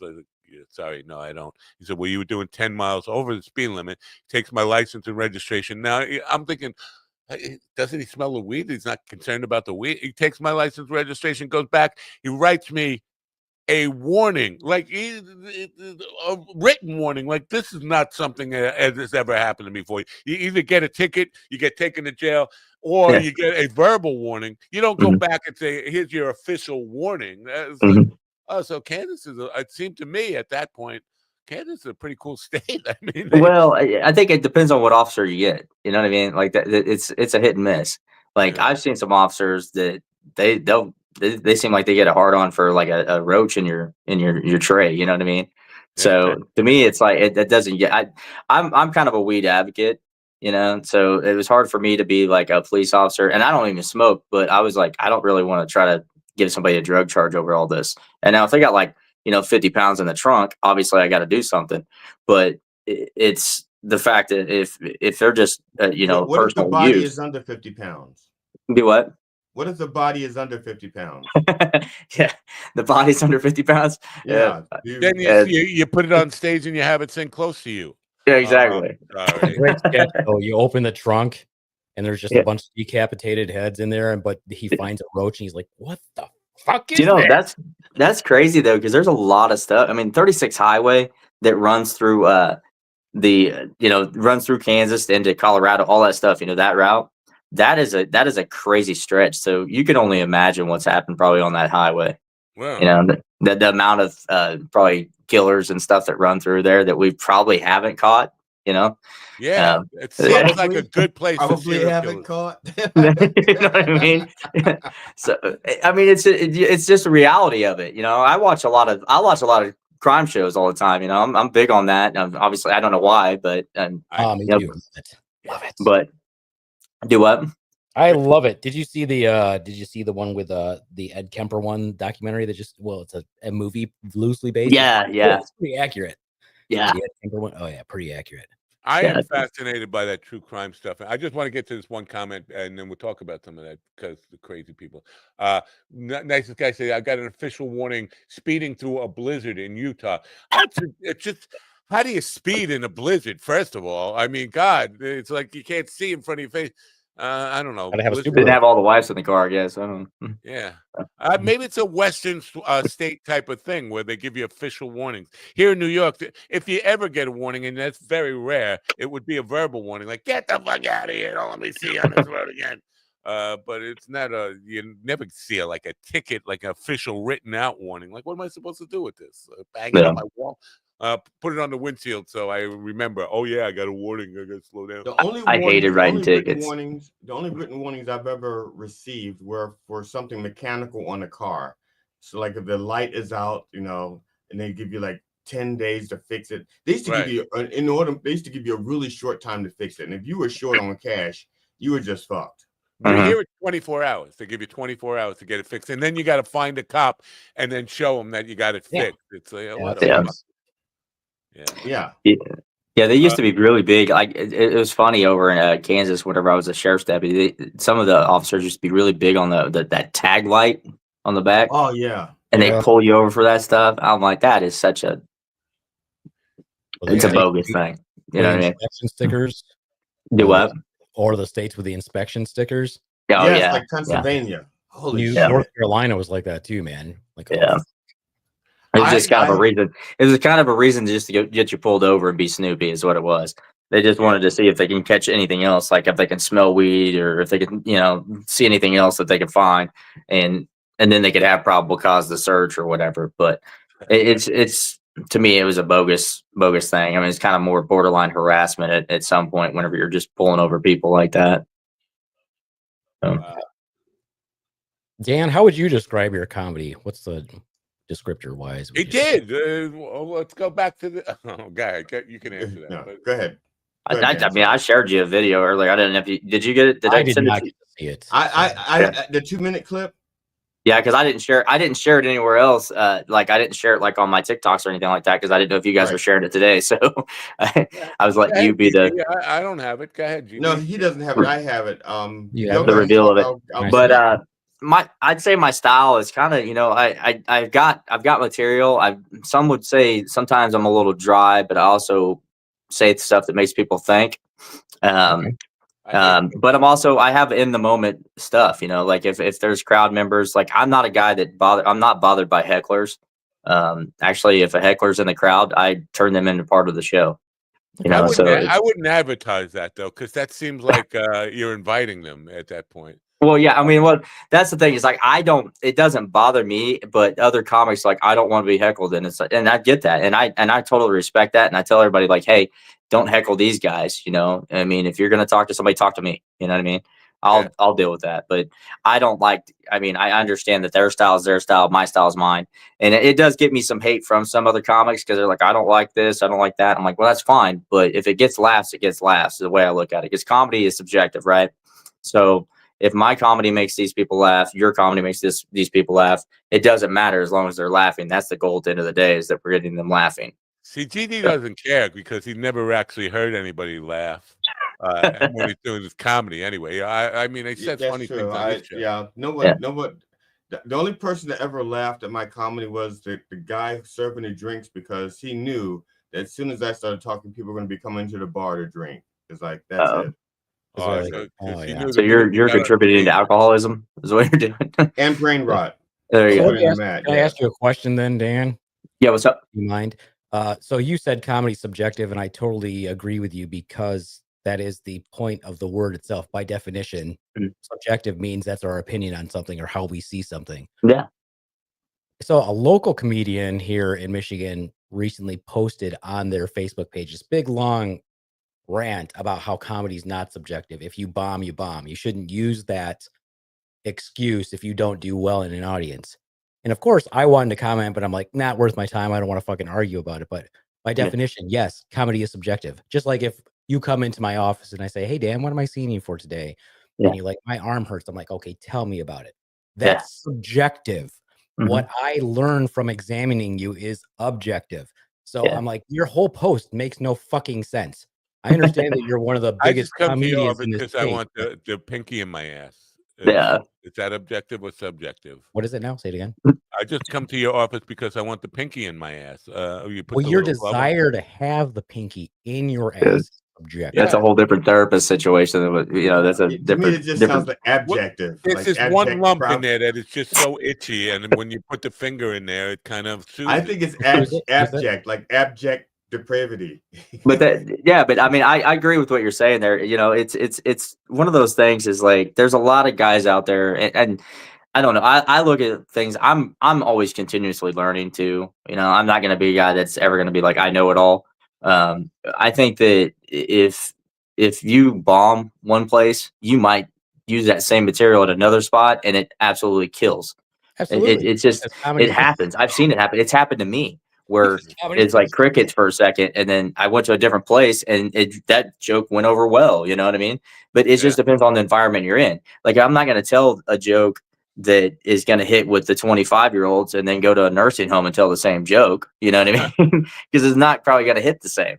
So that's the whole point in it. So people that like, they want to say, well, you can't bomb. It's like, nobody's perfect. Everybody that's got on that stage, if they say they haven't bombed, they've bombed. Yeah. They're just telling you they haven't, because that's just an ego thing. Or you'd be like me and GD, who has never not bombed. There you go. But at least it's consistent. You know what I mean? Consistent. People know what they get. Yeah, people know what they're getting with me. Yeah. You got to do something, do it well. You know?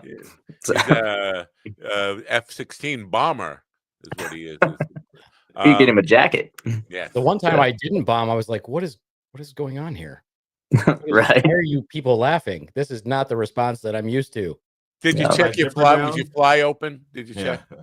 Yeah, that would have been funny, but nothing would have been coming out. I mean, that might have made it funny. No, we have that's- another cop question. Sorry about the continued cop questions, but No, you're good. we're fascinated with copism. Did No, cops ever tell him to make a quota?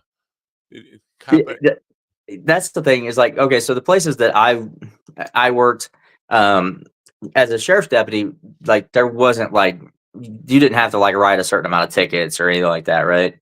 But whenever I went over to the tribal side after years of being away and then coming back, it seemed like that they wanted you to write more tickets. They wanted you to be out there doing that, and I think that was more because the tribal wanted to, gain money off of that.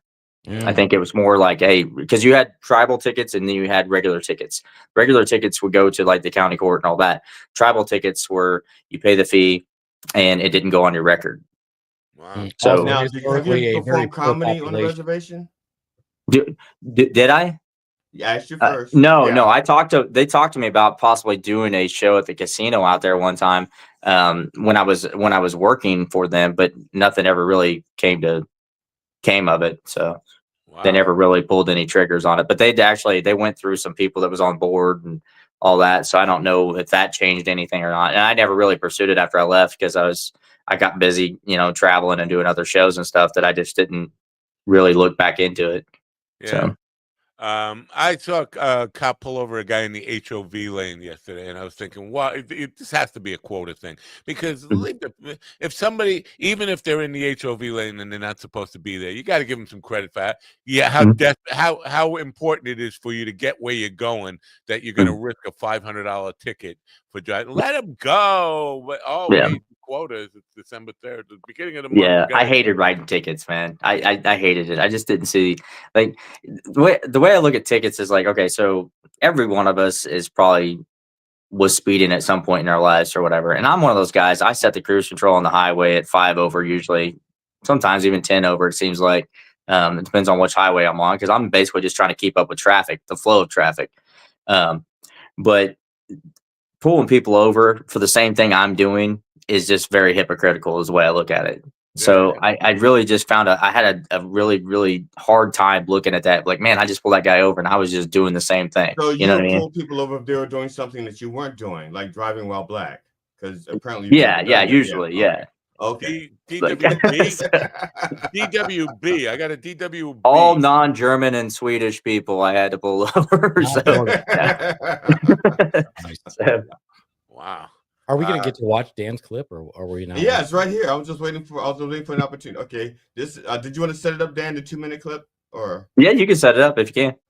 Oh, I can put down. Do you want to tell people where it is and stuff? This is how it works. Oh yeah. This is my show. I just headlined at Kansas City Brouhaha. The owner is Steve Kramer down there. Did that show this last Saturday, November 29th. So click it. This is 2 minutes of a 30-minute set. Yeah, it's like 2 minutes and 24 seconds of a 30-minute set. Okay.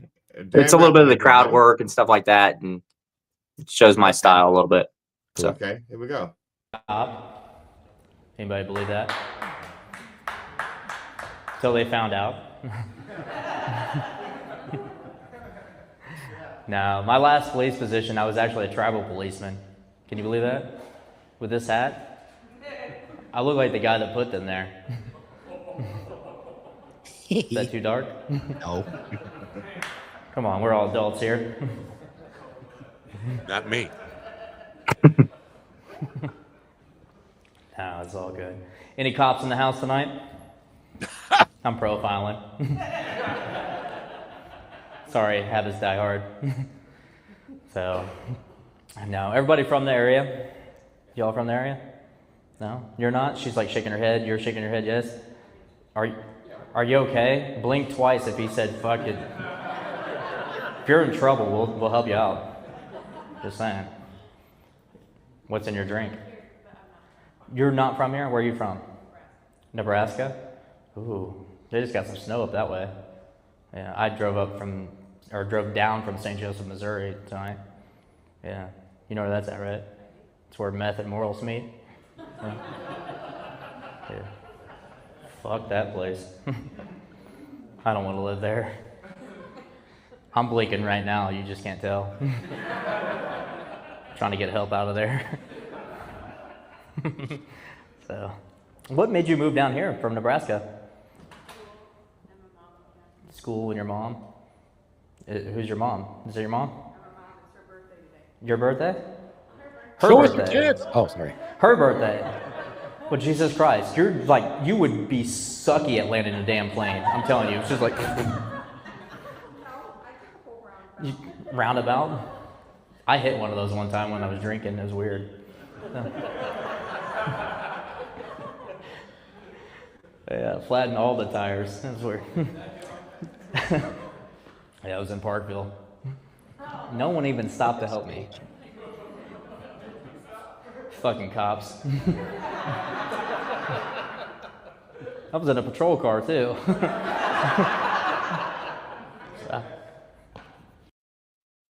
All right, remove. Yeah, that's it. I have a question. Right. I have right off the bat. That shape, that stage, it's a comedy club, but it shapes like it's a runway model thing. Oh, for sure. Yeah, afterwards I did underwear things. So no. Well, yeah. It could be a rock band type of stage too. I mean, yeah. It's a fun stage actually. It's actually a really good place. It used to be the old Stanford and Sons that was there years ago. And it's located in the Legends mall outlet down there in Kansas City, Kansas. They got like a Dave and Buster's next door and all that stuff. So it's a fun little place to be at. So Kansas City, Kansas. Does it feel like a bratty little sister to the real Kansas City? I mean, I've been there once and it was not fun. I look at Kansas City. Okay, so the way I look at Kansas City, Kansas side is kind of more. It depends on where you're at. Like Overland Park and those places are kind of more like you start getting into more like, I guess, more money areas, you know. And then if you go into certain parts of Kansas City, Kansas, or you go into certain parts of Kansas City, Missouri, then you start getting into more, you know, the more poverty, I guess, ridden areas. That's where I was. I was in the Kansas City, Missouri part visiting family. Yeah. But the food was so fucking good. Oh my God. It was so cheap and so good. Barbecue is amazing in Kansas City, though. You can't beat Kansas City barbecue. So it's just hard to do. The one that never gets talked about because on that side of the state you got Kansas, Missouri, Kansas City, Missouri, and Kansas City, Kansas. Then on the other side of the state you got St. Louis, Missouri, and East St. Louis, Illinois, and that's like that's a trouble zone. That's where you get shot there. Yeah, I've traveled through St. Louis and a few of those places. Like a lot of times I'll drive to where I'm going. Last time I went to when I went out to Ohio and all that stuff, I drove out. But I'll tell you what, it gets pretty tiring. So I get to see a lot of these places. I think one of the weirdest places I drove through though was probably Arkansas. So yeah, a couple of times in Arkansas. It was not very weird. Yeah. It's really winding roads. That's the problem. It's like it's just like every other turn is just boom, boom, boom. It's just like Snake Hills, and then when it's raining or snowing or anything like that, it's rough on you. So now that video clip we just saw, it seemed like that was a board recording because you were very clear. We could hear every word you were saying, and the audience seemed like they were not mic'd up. So that sounds like a board recording directly into the mic. Is that something the club does for you? You hire a videographer? No, my friend, he's actually getting ready to do 3 shows with me actually here in St. Joe. His name's Pepe Cabrera. He's a regular host down there and stuff. He actually hooked it up and filmed it, and then he hooked up the mics like this that I have on me now. Lavalier mic. Yeah, lavalier. Yes.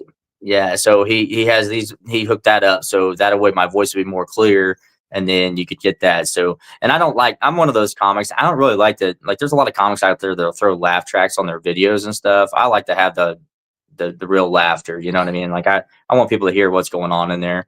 I get it, and that's what I was going to comment on because you're so clear and the crowd seemed muffled. The people watching that thinking, well, the crowd really wasn't into it that much because you're not hearing generally when people are just doing phone shorts, you're hearing the crowd more than the comic a lot of times. Oh, yeah, like that. But so it would give the impression, the crowd's really not into it that much because they seem like muffled compared to the clarity of your voice, and that could give people the wrong impression. I get it that you don't want to put a laugh track on it, but you want it to be a little more. I don't know. They gave awesome reviews afterwards. I mean, the whole show. I did about 30-35 minutes, and And the whole show afterwards, they were talking about doing like Google reviews and stuff. And I mean, it was an amazing feedback afterwards.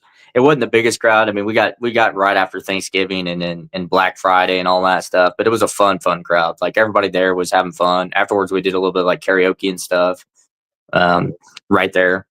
So wow, it was a good time. Do you I don't want to say plan to do crowd work, but is that something like on your way there, like I'm thinking you have material that you want to do, but then crowd work just happens. I think because since I started as kind of more of a crowd work guy, it kind of just starts to be in my repertoire of my arsenal of things I can do. I do have my material that I talk about. Like there's stuff I talk about like my childhood and and things like my parents being redneck and stuff like that. There's stories that I go into in that material. But it can kind of stray away. Like it kind of takes, sometimes it'll take a little bit of a sidebar, like some ADHD stuff going on. And then I'll try to come back to it after doing a little bit of crowd work with it. And then it just kind of makes the show fun with people. But I think that anybody that's actually became a fan of mine has come to understand that, hey, this guy's going to probably interact with us. This is part of his thing. But it also gives this every single show its own unique blend. So if you come to my show, it's not going to be always the same thing because you're going to go off of the crowd a little bit too. Yeah. Well, it seemed to me in that clip there weren't people sitting right up on stage, and that would be the reason why I would not sit up front. And like the only time I ever sat up front, it was at a Doug Stanhope show where Cat made me do it. I didn't want to do it, and the minute he walked out on stage, he looked, Matt Nappo, what the hell are you doing in the front row? I don't, so I'm not a front row guy. But now, I have to ask you now. Actually, I can ask all four of you, because I guess we're in the business. All four of you? When you're all four of us. Well, I'm asking myself as well. Oh. You're sitting up front. The person performing recognizes you for whatever reason, and they address you directly. Do you have a tendency? Do you want to like try to outshow them? What's your temperament? Do you like, man, don't call on me, or are you more cooperative, or what's your attitude toward that? I tell you, when Stanhope did that to me, I looked at Cat and said, "You fuck, you did this to me." I wanted to hide under the table. I don't like it. As somebody who enjoys being on stage and being in the spotlight, I don't like it when the spotlight is somebody else's spotlight and they temporarily put it on me. I feel like I want to run and hide. Like don't show me. Yeah, Dan. I would say that I just kind of just let them, be in control of that. It's their show. You know what I mean? If someone calls on me in the crowd, I'm not going to try to interrupt them by any means. Like I said, that's out of that respect too, because like I said, I handle hecklers myself. That's my style. But if someone is like trying to mess with me and stuff, I'll play back and forth with a little banter if they want me to, but I'm not going to try to steal the show from them. If it's not, that spotlight's there for them. They're the one on stage. I want them to have a great show. So if I'm helping them have a better show, that's awesome. But I don't want to take that away from them either, because it's just it's a nod and respect to the other comic up there. So Pete, man. Yeah, usually if anybody like recognizes me in the crowd, because I always sit up front. Right. I mean, like I always sit up front. Yeah. Every show, I'll sit up front. If I can get up front, I'm sitting up front to see the people, whether they're big or not. I try to get up there to be like super supportive. So if they say, "Oh my god," if they're like, "Hey, it's Beef Man in the crowd," I'm like, "Here for you, brother," or "Here for you," whatever. He came to see you. Whatever. That's usually what I do. Yeah. Now, if they pick on you for whatever reason, let's say you're in Missouri, and you're just outside of Missouri, you're wearing like a Kansas City Chiefs hat in an area where, or something that would make them pick on you. At what point, how much picking do you take before you let them have it? You talking about for me? It doesn't matter. Not Matt, because he's not paying attention. I'm paying attention. Anybody but Matt. It never happened to me. Nobody would ever heckle him. Well, to me, like football teams, it's kind of one of those things. I'm from this area. I actually grew up being a 49ers fan, but that's because I was watching Jerry Rice and Joe Montana and then Steve Young and stuff. That was kind of You're older than you look. All right. Go ahead. Yeah, I turned 39 on the 16th of this month, actually. So you like 3 watching Joe Montana? Yeah, I was gonna say, what? How old were you watching? Do what? You were young watching that. Yeah, I was actually. Yeah, I watched him when he transitioned over to the Chiefs too, because I was a Montana fan. I like Montana. Wow. So you're the one person that liked him when he still played for when he yeah, it was hard to watch. You know, it was really hard. It really was hard to watch. But you know, that just shows you that you have to have a whole team. You know what I mean? You can't just be the whole. There's 11 guys out there. You know, so I just grew up in that. So like when somebody bashes the Chiefs, like I don't take football as seriously as everybody else does. You know, when I was a kid, maybe I probably would have fist fought somebody over, bashing Jerry Rice or something. But other than that, that stuff doesn't really bother me. So like it'd have to be something to really, really, really press my buttons. I'm a really kind of laid back, cool kind of guy. So it takes really quite a bit to get me to be irritated. I just don't get the that idea of wanting to fight somebody over because they said something about your team. I had a guy who came down to stab me at my gig because I was bashing the New York Mets on Facebook, but I was doing it like tongue in cheek just to be funny. I don't hate the Mets, and I was a Met fan for a long time. But this guy was he was just angry at me, and I had a gig down the block from where he was a bar manager, and I told him I was there. Why don't you come and just address me? And he brought a knife in his hand. He was coming down to get his own bouncers had to stop him. It's like, you're gonna stab me over fucking insulting the New York Mets? Are you fucking kidding me? How do you get that emotionally attached to a fucking? I can't do that. I just can't get emotionally attached to any sport or any team. Like there's certain players out there that I'm fans of. I'm fans of Patrick Mahomes. I love what Patrick does on the ball field. He's a different type of ball player. And I like him. I just think he's a cool person too. I mean, he seems like he does a lot for like charity and stuff too. So that I can't bash a guy for that. So his dad was a pitcher for the New York Mets who suck. I was gonna say, wasn't he? Dan, have you done crowd work that went like really wrong? Yeah. Yeah. I have a story. Okay, so when I first started, there's growing pains when you're starting this. I'll be my 3-year mark is gonna be May 25th is when I first did my first show. It was May 25th, 3 years ago, basically. And I remember it was like either my second or third show. I was hosting. I was also doing whatever. Well, somebody was buying me like drinks and, they were giving me shots and all this other stuff. Well, at the end of the night, I'm finishing up and we're closing it out. And man, I just start sitting down and I'm just rambling and saying some dumb stuff. And it just, playing with the crowd. And apparently I said some mean stuff that I probably shouldn't have said. So, and I end up, I apologized later or whatever, because I mean, I did feel bad about it, but it can go bad. But that's also that learning curve in comedy. I think if you get up there one time and you think, oh man, I crushed it, I can probably do that again. And like, that's where that goes in, where you bomb, like, another time. So that's what happened with that crowd working, is it can backfire on you. It just depends on how you're doing it. And you also got to be, you gotta learn, like read the room a little bit, and I didn't have the ability because I was way too drunk to do it. Like I was just out of it, So too much tequila, too much beer, and I don't even know what other shots I had in me. So yeah. Have you ever had to have somebody thrown out of a club?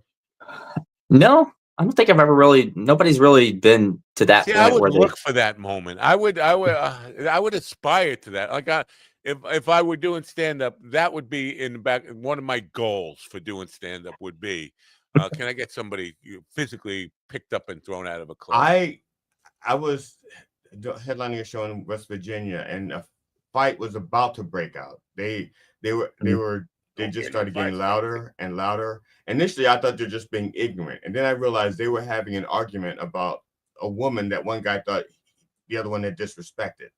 And it just got, once they stood up and I realized they were going to go to fisticuffs or whatever I became a referee from the stage. I wasn't going to get down in there because the cord didn't reach, but I wasn't going to put down my mic. But I de-escalated the situation from up there getting them to both of them to talk out what they were talking about and making jokes out of it. Yeah. But I was just close to saying, really, I would not have fought for her. Have you seen her in the light? I wouldn't, but I didn't. I was real close, but because I thought that would have started the fight all over again. Wow. Hey, you guys ever had to? Any of you three ever had to de-escalate a fight in the audience? I've almost thrown people out as host, but not as the comedian. As host, like if people are not, if they're causing a lot of disruption while the comedian's on stage, I've come close to throwing people out. It ended up where I just had to be like, shut the fuck up. Boy. And I'm not, is my understanding from talking with my colleagues, my comedy friends, is that because I've always talked about them, like, I've never been heckled, blah, blah, blah, blah. Like, they're like, people are afraid to heckle you when you're on stage because of your comedy and how you look. And I'm not a big person. I'm not, GD's met me. I'm not big. Yeah, he's only like 6'3". But people like, he comes to hear on me. Apparently I'm very intimidating. So, yeah. I've been funny. Well, if you put on the gloves, you probably would be, I've been directly involved in so many bar fights from the stage, around the stage. Oh my God. I've bar mitzvahs, right? Yeah. What are you gonna do? I've had somebody stomp to death in front of the stage and the bar manager yell at us, keep playing. He got literally stomped to death right in front of the bar, right in front of the band. They had to take the body out in a body bag. Yeah, they did. Yeah. Absolutely. God, if that happened for me in comedy, I'd be like, I just killed. Yeah. No, they killed. You watched. No, I killed. As far as I know, I killed. Yeah. You're at least an accessory to it. You know what I mean? Accessory to the killing.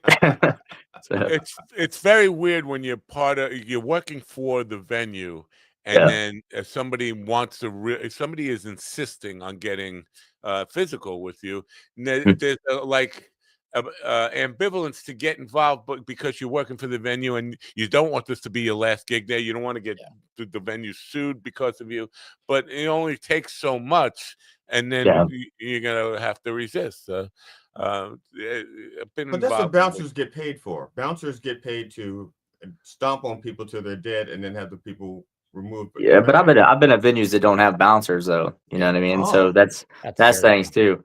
Which is that's what the waitresses are for. Then the waitresses, right? In lieu of a good bouncer, the 95 pound girl that's serving you drinks. I need to have her, go beat up that 6 foot 200 pounder guy. No, you don't beat them up. You distract them. You wear these bustiers and you distract them. Oh, there you go. The person who got stomped to death in front of the band was not by the bouncer, by the way. It was by a bunch of pagans, bikers. But speaking of 5'2" girls, there was a girl who came into a bar. It was a night where my friend got stabbed in front of me. I mean, there was lots of stuff going on. It was a wild fight. Some guys came to avenge a beating that took place a week before in the bar, and this young girl was fighting, and she was fighting dudes, and then 4 cops came in, and I've been coming back to the clubs, and the cops were clubbing this girl, and she kept going. And she's 5'2". I'm like, what kind of drugs are holding this girl up where she's taking on 4 big cops? They're clubbing her, and she's still not going down. It's like, whoa, this is bad. Turned out they were. We don't know her background. To her, that could have been just like rough sex. Yeah. PCP infused. I was gonna say, it just kind of reminded me of that whole that Chappelle thing with Rick James. Just like cocaine's a whole drug. You know what I mean? That's wild stuff. In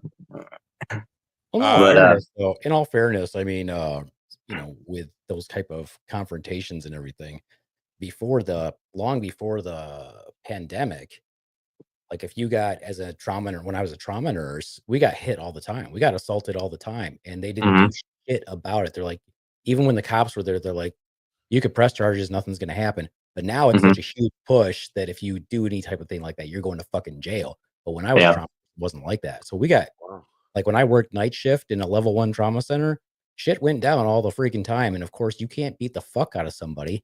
For one thing, you do your best to de-escalate everything. Right. But you have people who don't de-escalate, and you're part of that situation. You're like, fuck, dude, you're gonna get this person pissed. Like the security guards would escalate, other nurses would escalate. And usually I was like the only guy on, and I was like, what the fuck, guys? Stop pushing their fucking buttons. Yeah. And let me calm them down, because if you don't calm them down, who's the one that has to put them in restraints? It's usually me and a couple security guards who are like wafy. You talk about like rules and like on that stuff too. It brought this to mind. Is like, it's funny because like, say you get in a shootout as a police officer or something like that. If you shoot an attacker, an assailant, or anything like that, you still have to administer like life-saving measures until somebody arrives. After you just got shot at and you shoot them, you're still supposed to do that until someone arrives. So it's weird how it's all set up. Is it better just to to just shoot protect them you? in the head so you don't have to save their life? You can just go. I mean, there's really nothing to save. Center mass, GD. I tried. There was really nothing to save. Yeah, we're not trained to shoot in the head. We're trained to do the center mass. That's how it's supposed to be. Real close? you might get into a little. Well, that's the apparently in mercy Grand shot. Rapids- You know what I mean? apparently in Like Grand Rapids, you can shoot them in the back of the head and get away with it. Yeah. So I probably shouldn't put this out there, but Long Island comedy clubs, it doesn't seem like they hire security at all. Like there's no bounce. It's not like music venues where there is always a bouncer near the stage. It seems like the comedians are on their own, and again, I feel like I'm encouraging people to go out there, but I think they need to kind of adopt some better security. So what's that address? No. Yeah. We're by the way, we're off Governor's radio forever now. Oh, by the way, on Tony Walker today. Tony Miller or Tony Walker? Which Tony show? Walker. What do they call it? Knock 'em Dead comedy. Karen Bella, great local musician. You should check her out after the show, which is now, right? Or in 4 minutes. Well, you don't have to go now, because even though his show starts at 11, they have like a 5-minute pre-recorded introduction. Right. So you have like 5 minutes before you meant to go. And then he'd do a thing with his brother Frank Walker, and it'd be like a half hour before Karen gets there. So wait until 11:30 to go over there. Matter of fact, wait till 1 and then watch the replay. That way you know when she's there. Yeah. But coming back to the heckler thing just briefly, if we may.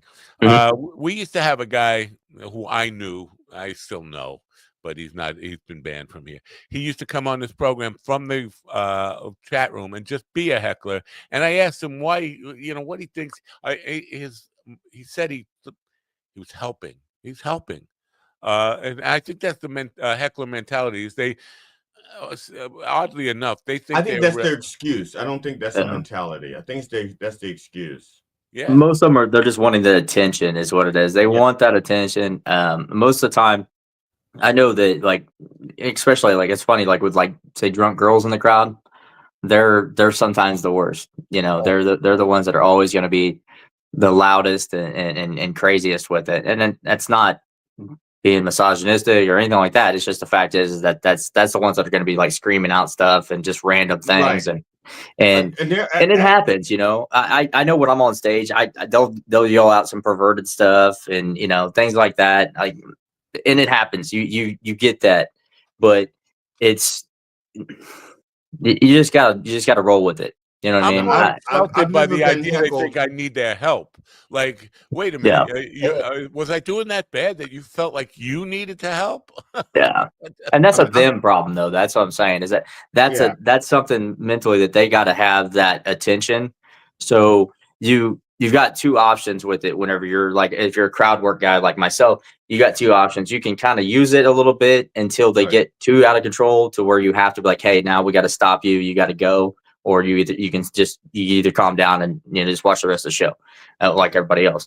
But you can use it for a little bit. Like I do that sometimes. Like now, if somebody does a certain level, then like I said, I've never really had to kick someone out for being overly excessive, like talking in my show, because I'm controlling it usually because I know where I'm going because my mind's usually turning and rolling for the next joke or whatever it is I'm going to do off of it.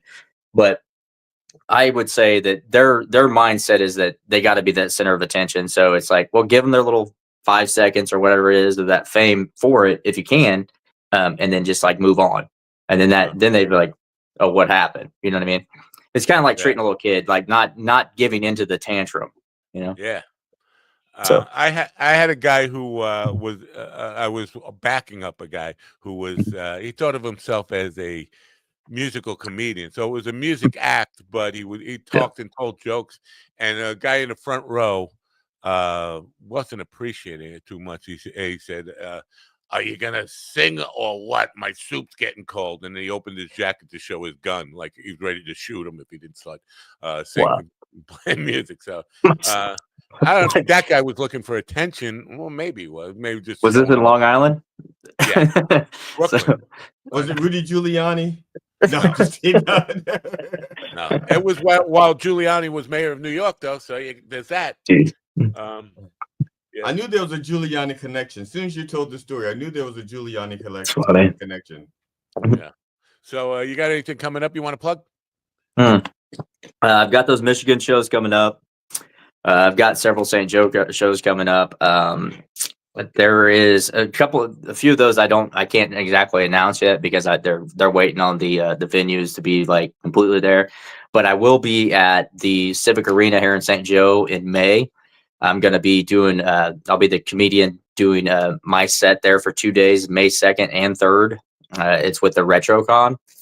And they're going to have, I believe, some of the original cast of the Ninja Turtles movies there, and some other stars from our childhoods and stuff. Robbie Ritz is a Ninja Turtle movie guy. He's been on this program. He was Cousin Oliver on the Brady Bunch, and he's in like rock bands and stuff like that. When he was on the program, he was talking about everything that he's ever been involved with went like iconic in some way, and he basically saying that my show was going to become iconic now because he was on it. Didn't work out so well. Didn't work. That's out. awesome. Yeah. I'll never claim I'll be iconic. I'd say I'm pretty humble when it comes to stuff. I just try to just be me and see what happens. You know what I mean? Yeah. I plan on doing bigger things this year. This 2026, I'm already booked out at least 8 shows that are confirmed so far. I plan on adding plenty more. So it's pretty fucking impressive that, because I think I heard you say 2 years. 2 years. It'd be 2.5. Yeah, 2.5 years. Yeah. My God, most people are just starting to get their feet wet 2 years. 2 years in. So good for you. You're working a lot. So you're definitely onto something there, because most of the comedians I know who have been in it 2.5 years are still like, how do you even get started in this thing? So good for you. I got a mantra that I do, and it's on my wristbands and stuff. It's called "Effort Meets Fate." You'll see that on all my gear and my merchandise and stuff too. So I just live by that, man. It's about putting in that work, and it's put in that effort. You know, you want to find that fate you're looking for. You got to put in the effort to meet it. So good for you, man. Thank you for being part of the program. We appreciate your appearance here this morning, and we hope you do. When you're in Michigan, go say hello to Slaptail, because I don't know if you've tasted his wife's beaver, but I hear it's delicious. I wouldn't know. yeah, man. I'll come check it out. Do what? Mrs. Beaver's beaver.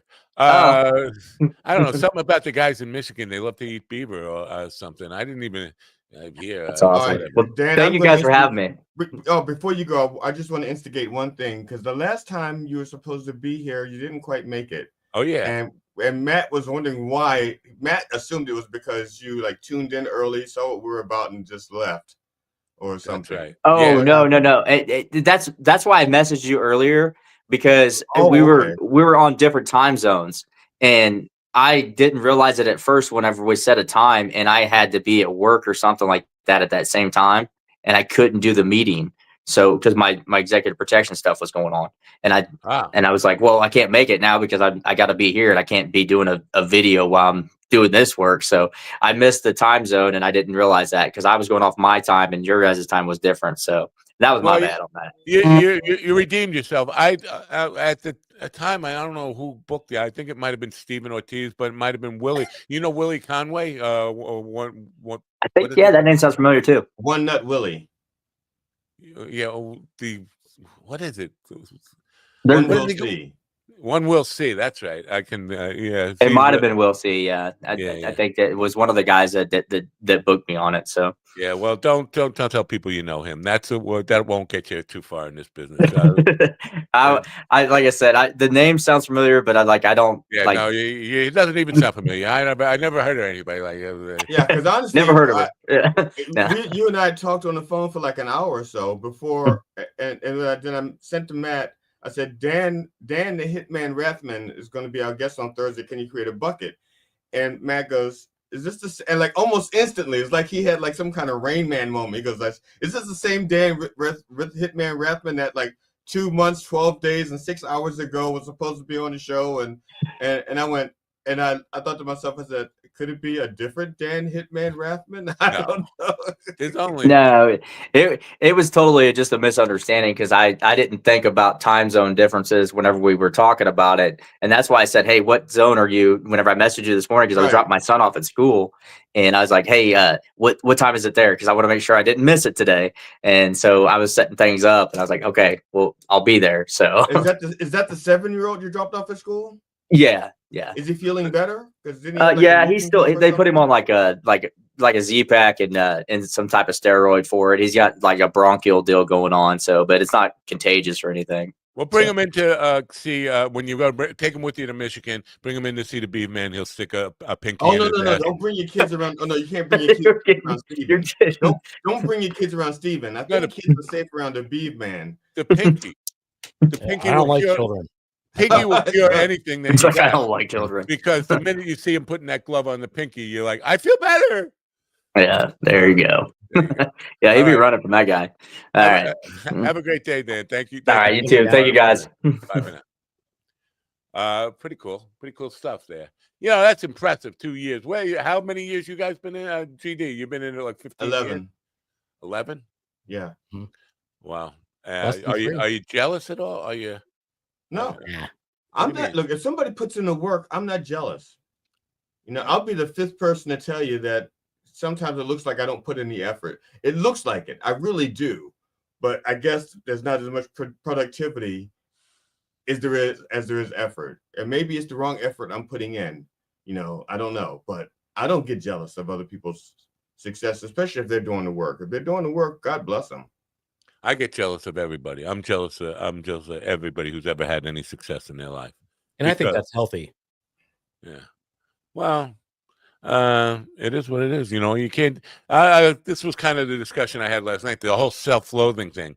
It's like I know it's wrong to tell myself I'm an idiot, but in the moment where I feel like I'm an idiot, I forget that I know that it's wrong to tell myself I'm an idiot, and I just beat myself up. This idea of escaping the cycle of self-loathing doesn't seem possible to me. If you're a self-loather by nature, you're going to be a self-loather, and I'm full of self-loathing. I'm against all that thought process personally, because all these people who don't loathe themselves, my opinion is don't know themselves. Yeah, exactly. You don't fucking know yourself if you don't loathe yourself. My entire drive in life is the fact that I fucking hate myself. Yeah, I do everything I can fucking do to succeed. So those people who say that self-loathing is bad, I say, fuck you. You're living in a dream world. You don't know shit. Get off your fucking rainbow bridge and go fuck yourself. I love it. Oh, that's got to be a clip. Give me a B. Somebody give me a B. That sums up my whole life. I was bringing up, and I think she got a little defensive of this, but the idea of self-love. There's a fine. Don't off yourself. There's a fine line between self-love and narcissism, or maybe there isn't. Maybe they're exactly the same thing. And she didn't like where I was going with that. But it feels like, you know, people, you got to love yourself.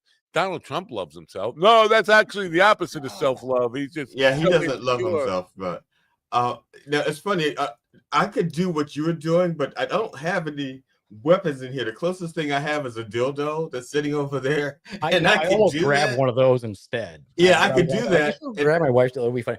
No, the reason why so there's this really fun condition. You'll have to listen. I'm not going to ruin it for you, GD. You'll have to listen to the podcast. But we're going to go over this medical condition tonight on the podcast that comes out Sunday. It's pretty funny. kind of Okay. a thought I had last night because somebody. Wait a minute, is this tonight? Is tonight the night that Matt's going to be on there with the porn It is. star? We're very excited. Yeah, I'm no glad. porn- Well, no she porn star. rescheduled for next week. She heard I was going to be there. She did. You made her way too hot, and she didn't think she could. She was so wet. She was short circuiting her equipment. Exactly. I'm just assuming it's the opposite. I made her way too cold, and she's like, I can't even blow the dust away. I heard Matt Napo's name. No, and got she was dry. so wet. She kept sliding out of her desk chair. She couldn't do it. So dry. She thought the dust bowl was starting again. So last night in the musician section of Craigslist, it had and I almost applied for this, and then I thought, no, that's going to be trouble. It's a adult video store. I'm thinking it's one of these places that has a glory hole, but they have a fucking lounge, and they wanted to hire somebody to do music in their lounge at an adult acoustic solo act. I was like, that's an interesting gig, playing a glory hole. I'm not sure cool. it's a glory hole. Take you back to the 70s right there. That's something I would imagine you did back then. Like, nobody's going to be paying. You come there to fucking jerk off in video booths or whatever the fuck they're not paying attention to the guy singing fucking Eagles in America and Paul Simon.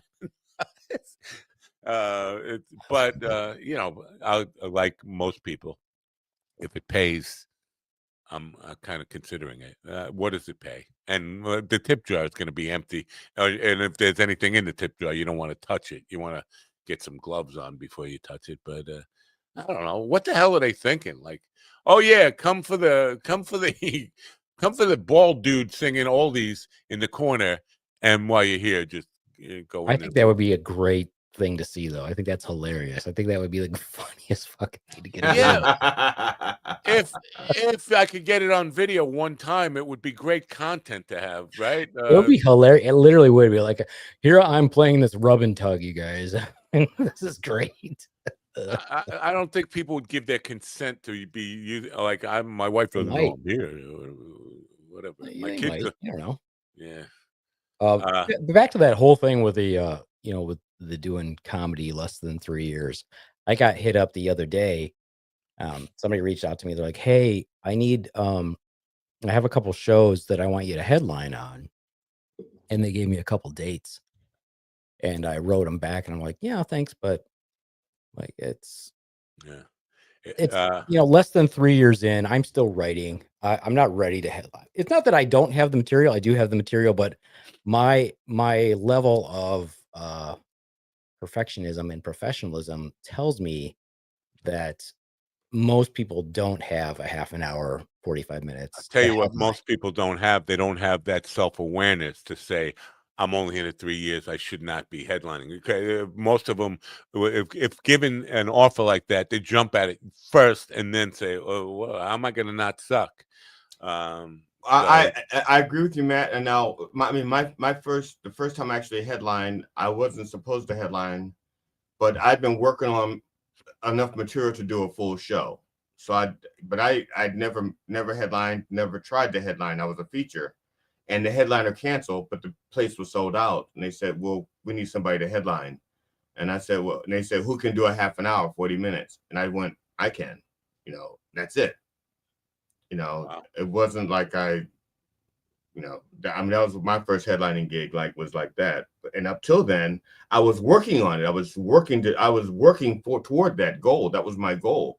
So I started working from the very beginning to be a headliner. But if you tried to get me to headline 6 months in, 7 months in, it wouldn't have worked. But that was I was 18 months in at that point, and I was pretty much ready to go. It also depends on your background.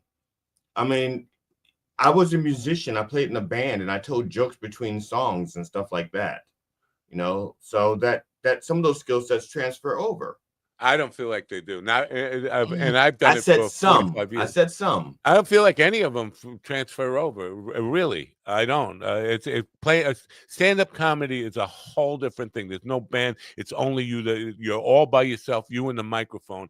It's completely different than being in a band and having your friends with you, or you're supporting your team. It's you're on the battlefield now. It's just you.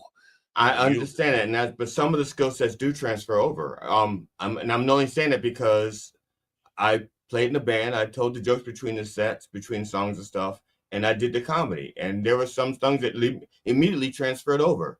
The comfort with the crowd, the comfort with the crowd is against you, or when it's with you. Not panicking. When you hit a wrong note, not panicking. Just keep on going to the next note. Honestly, I've never had in music. I've never had a crowd that wasn't with me, or was against me, I should say. I've had sometimes. I played places. There was a restaurant we played where we were the last minute fill in. We were a progressive alternative band. Like we played things like Police, Devo, Clash. The band that we were substituting for was a Southern rock band, and so we went in there. They were not with us. Okay. So it's not like they came to see us and they weren't with us. We were a last minute substitution. They wanted to see some Molly Hatchet sound alike or Leonard Skinner sound alike. And we come in, we sound more like Talking Heads and Police and Devo. Molly Hatchet. Beeb, do you know who Molly Hatchet? Yeah, I know the name. Yeah. Wow. Yeah. So it's not like they came in. It's not like they paid to see us and they were against us. But we were last minute substitution. There wasn't our crowd. They weren't a progressive crowd. So they weren't with us, but we played the show and we won them over, kind of. I mean, they didn't walk out. They and we got a couple of play free birds things, My first conversation with Doug Stanhope, Molly Hatchet came up, and he said, I can tell you from my generation that Molly Hatchet reference. And it's like, no, actually, they were like after my. But what I was bringing up was there used to be a club in Huntington, Long Island, where it was like these has-beens of rock and roll came in. People who had their moment in the spotlight, but were on the downside of their career. Molly Hatchet was, and somebody dragged me there, and the bar was fucking empty. And the bass player from Molly Hatchet came over and he asked me for a cigarette. I was like, dude, you're a fucking rock star in your mind. I mean, you're still doing it.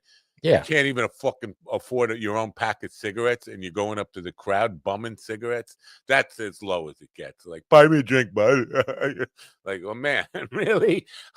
You've hit rock bottom. And to be in that position, to be like, we used to play arenas and whatever, and not like Molly Hatchet was ever Leonard Skinner or on top of the world, but more like playing outdoor shit, outdoor venues. Yeah, and then now you're reduced to playing a club in a small town, and nobody's there, and you're bumming cigarettes off of people who got dragged there, not there to see you, not at all interested in your music. It's just like, man, if that ever happens, don't even tell me to quit. Don't lock me up. Just shoot me right there and put me out of my fucking misery. Just fucking kill me. No, but if I could speak to that whole comedy thing, back to that, I think that because I started as producing shows as opposed to even focusing solely on comedy performing, right? That when I see people who are headline or featuring or insisting that they have more than 5 minutes of solid material, and I've seen them several times, I'm like, you're not ready to headline. Oh yeah, you're not even ready to feature. You don't have 10 minutes. But there's such a level of confidence out there with so many of the comedians that I see that I'm like, your confidence is misplaced. You do not have that much time. But people are always saying, oh, I got 30 minutes. I'm like, I haven't seen you do a solid 5. So now, I look at it that way. It could be a situation like what Mike Tyson's, I think it was Mike Tyson that says, everybody thinks they're ready for Mike Tyson until I hit him in the face. Right. I mean, literally, like for me, because I refuse to alter my comedy. In other words, I am a dark comedian, period. Like if when I'm hosting, it sucks for me to host because I don't get to do my comedy.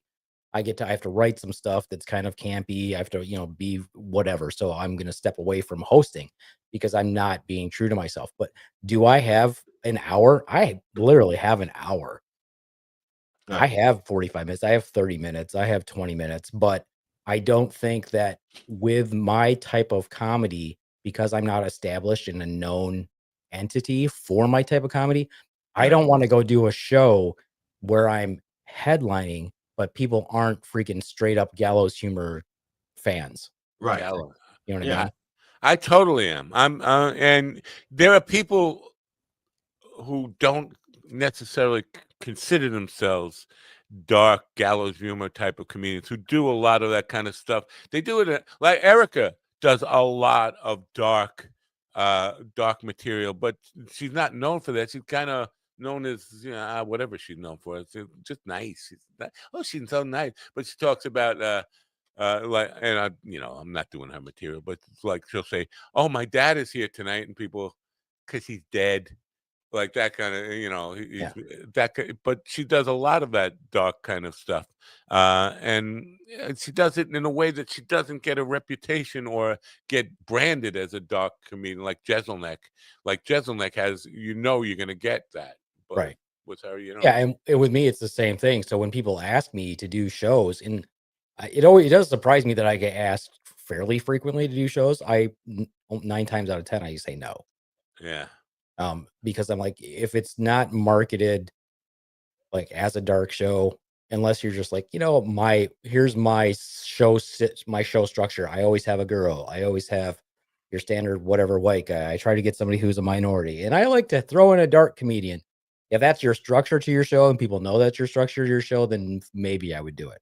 But otherwise, I'm like, there's no point in me doing it, because when you go to a regular crowd, there's like, I don't know, I would say 10% that love dark comedy, and the rest are like, what the fuck is this? Well, they will admit to loving it, because there are people who like it, and they don't want people, like I know the Reverend encountered that, where people love the dirty stuff and playing with the dildos, but they didn't want their friends to know that they did that kind of stuff.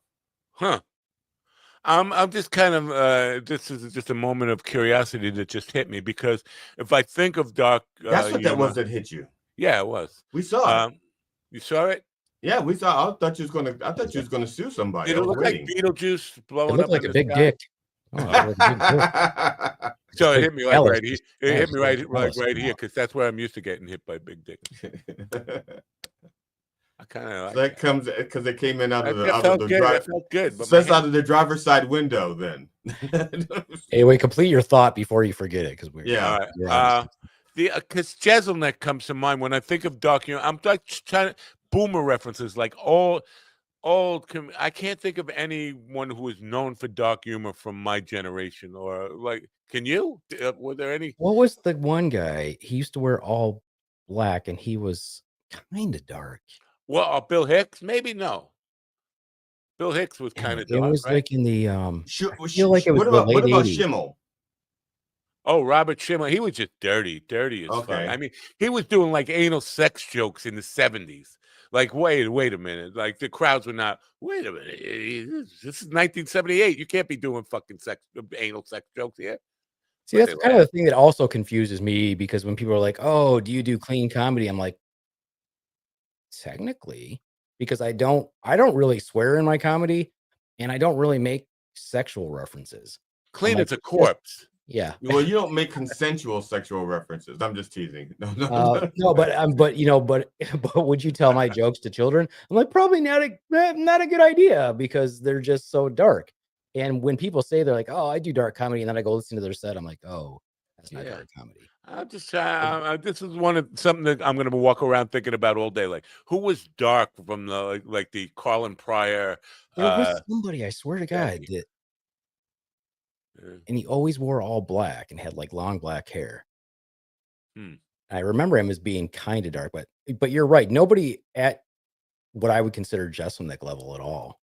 Yeah, that's a curious thing. Like, when did comedians start embracing the darkness?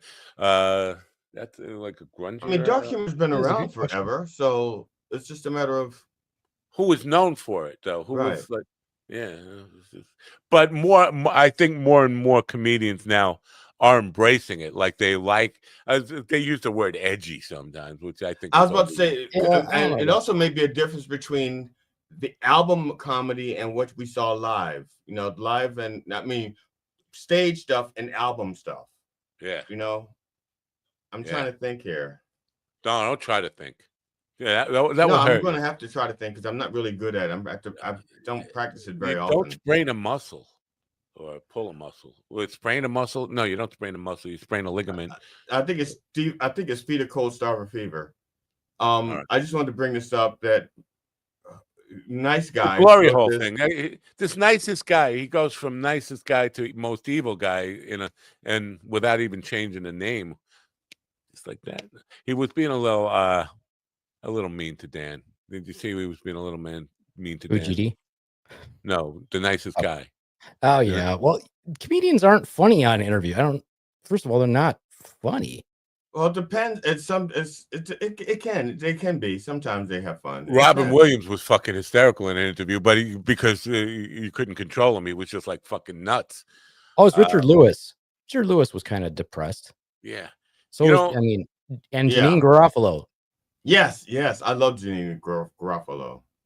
You know what? I saw Janine Garofalo live 2 years ago with Carl, and she was the opening act. She was for Norman, Joe List, Josh Johnson, a bunch of great comedians at the stand. She was the first on there, and she was a bit on the dark side herself. Yeah, she was dark. I really liked her. I wanted to fuck her so bad. Oh, sorry. Amen. God, yeah. Oh, really? Yeah. Hell yeah. When she was really dark. I mean, she wore the dark eyeliner. She had the dark hair. She had that whole stand-up vibe was so gothy, so emo.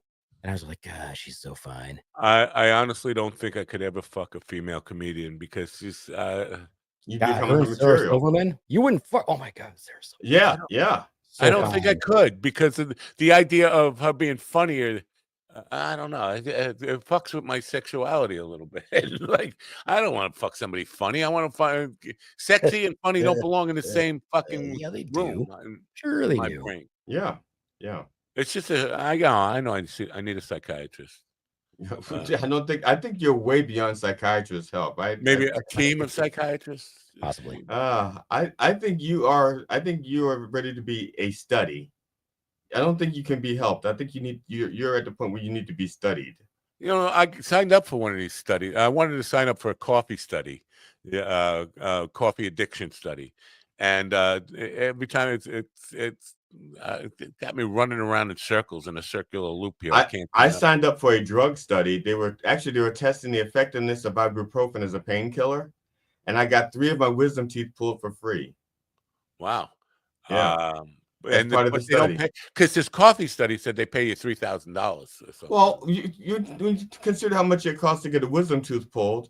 I got paid in a way. I might get out of music and painting and just go into getting studied for $3,000 a gig. No, it was not like a short. It was like weeks and weeks of going back and forth. Yeah. It's an inconvenience, you know. Depending on the nature of the study, they want to control your diet, how often you sleep, where you sleep, your intake, you know, your output. Yeah. So you can't have any ejaculations between now and April 3rd during the study. Yeah. No ejaculations. No. Don't tell me I can't. Don't tell me I got to get off the weed. Don't tell me I got to get off the weed. All right. Don't. Oh my God, guys, this might be the coolest update ever. Uh-oh. Apparently, a project more than a decade in the making, an 11-foot tall bronze statue of RoboCop has finally been installed in Detroit. That is fucking awesome. I wouldn't even know what RoboCop is. Where did they put it? I'm looking. Oh my God, that is fucking cool. Wow. RoboCop. And which version? I mean, can you tell which version? I mean, does it look like the Weller version? It is RoboCop. No, it's RoboCop. Okay, because there was Peter Weller was like the first two, and then there was some other guy. The 5th and 6th editions was some other guy. It wasn't Peter Weller anymore. Right? Oh, fuck that! Really? I think so. I only watched the first one. No, I watched the first 2.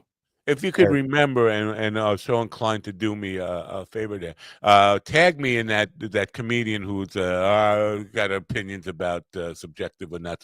I'm fascinated by know-it-all comedians who are online and sharing their dopey opinions. How come I see it there but I don't see it here? The fuck?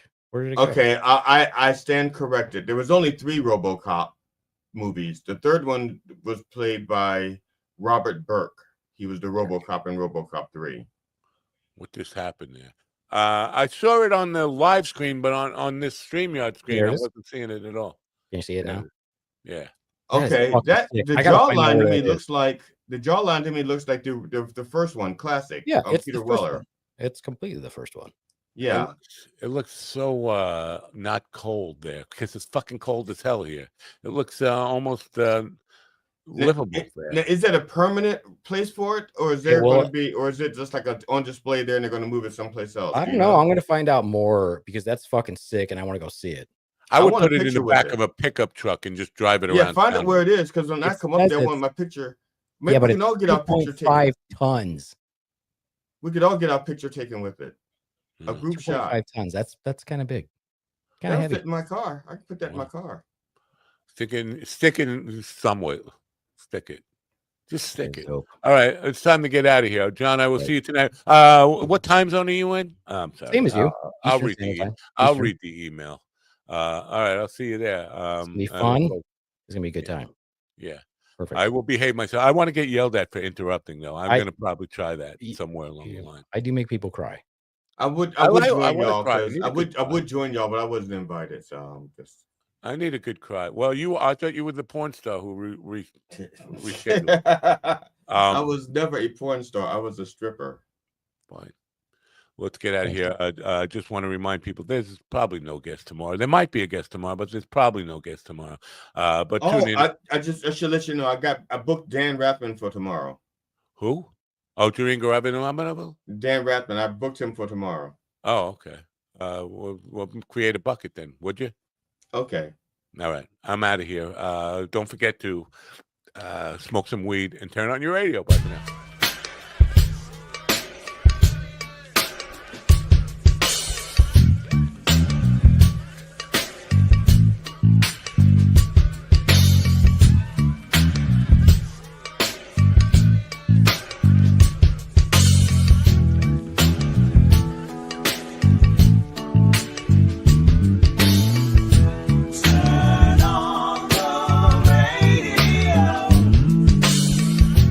Oh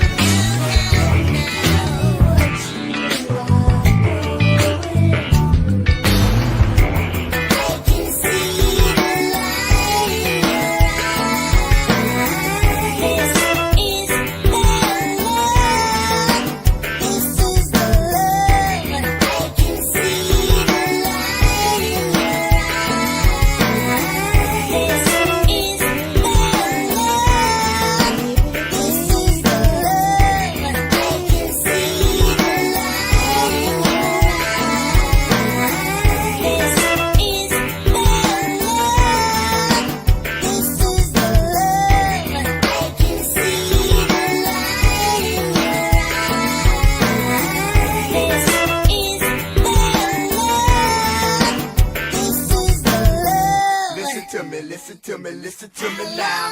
Listen to me, listen to me, listen to me now. Listen to me, listen to me, listen to me now. Listen to me, listen to me.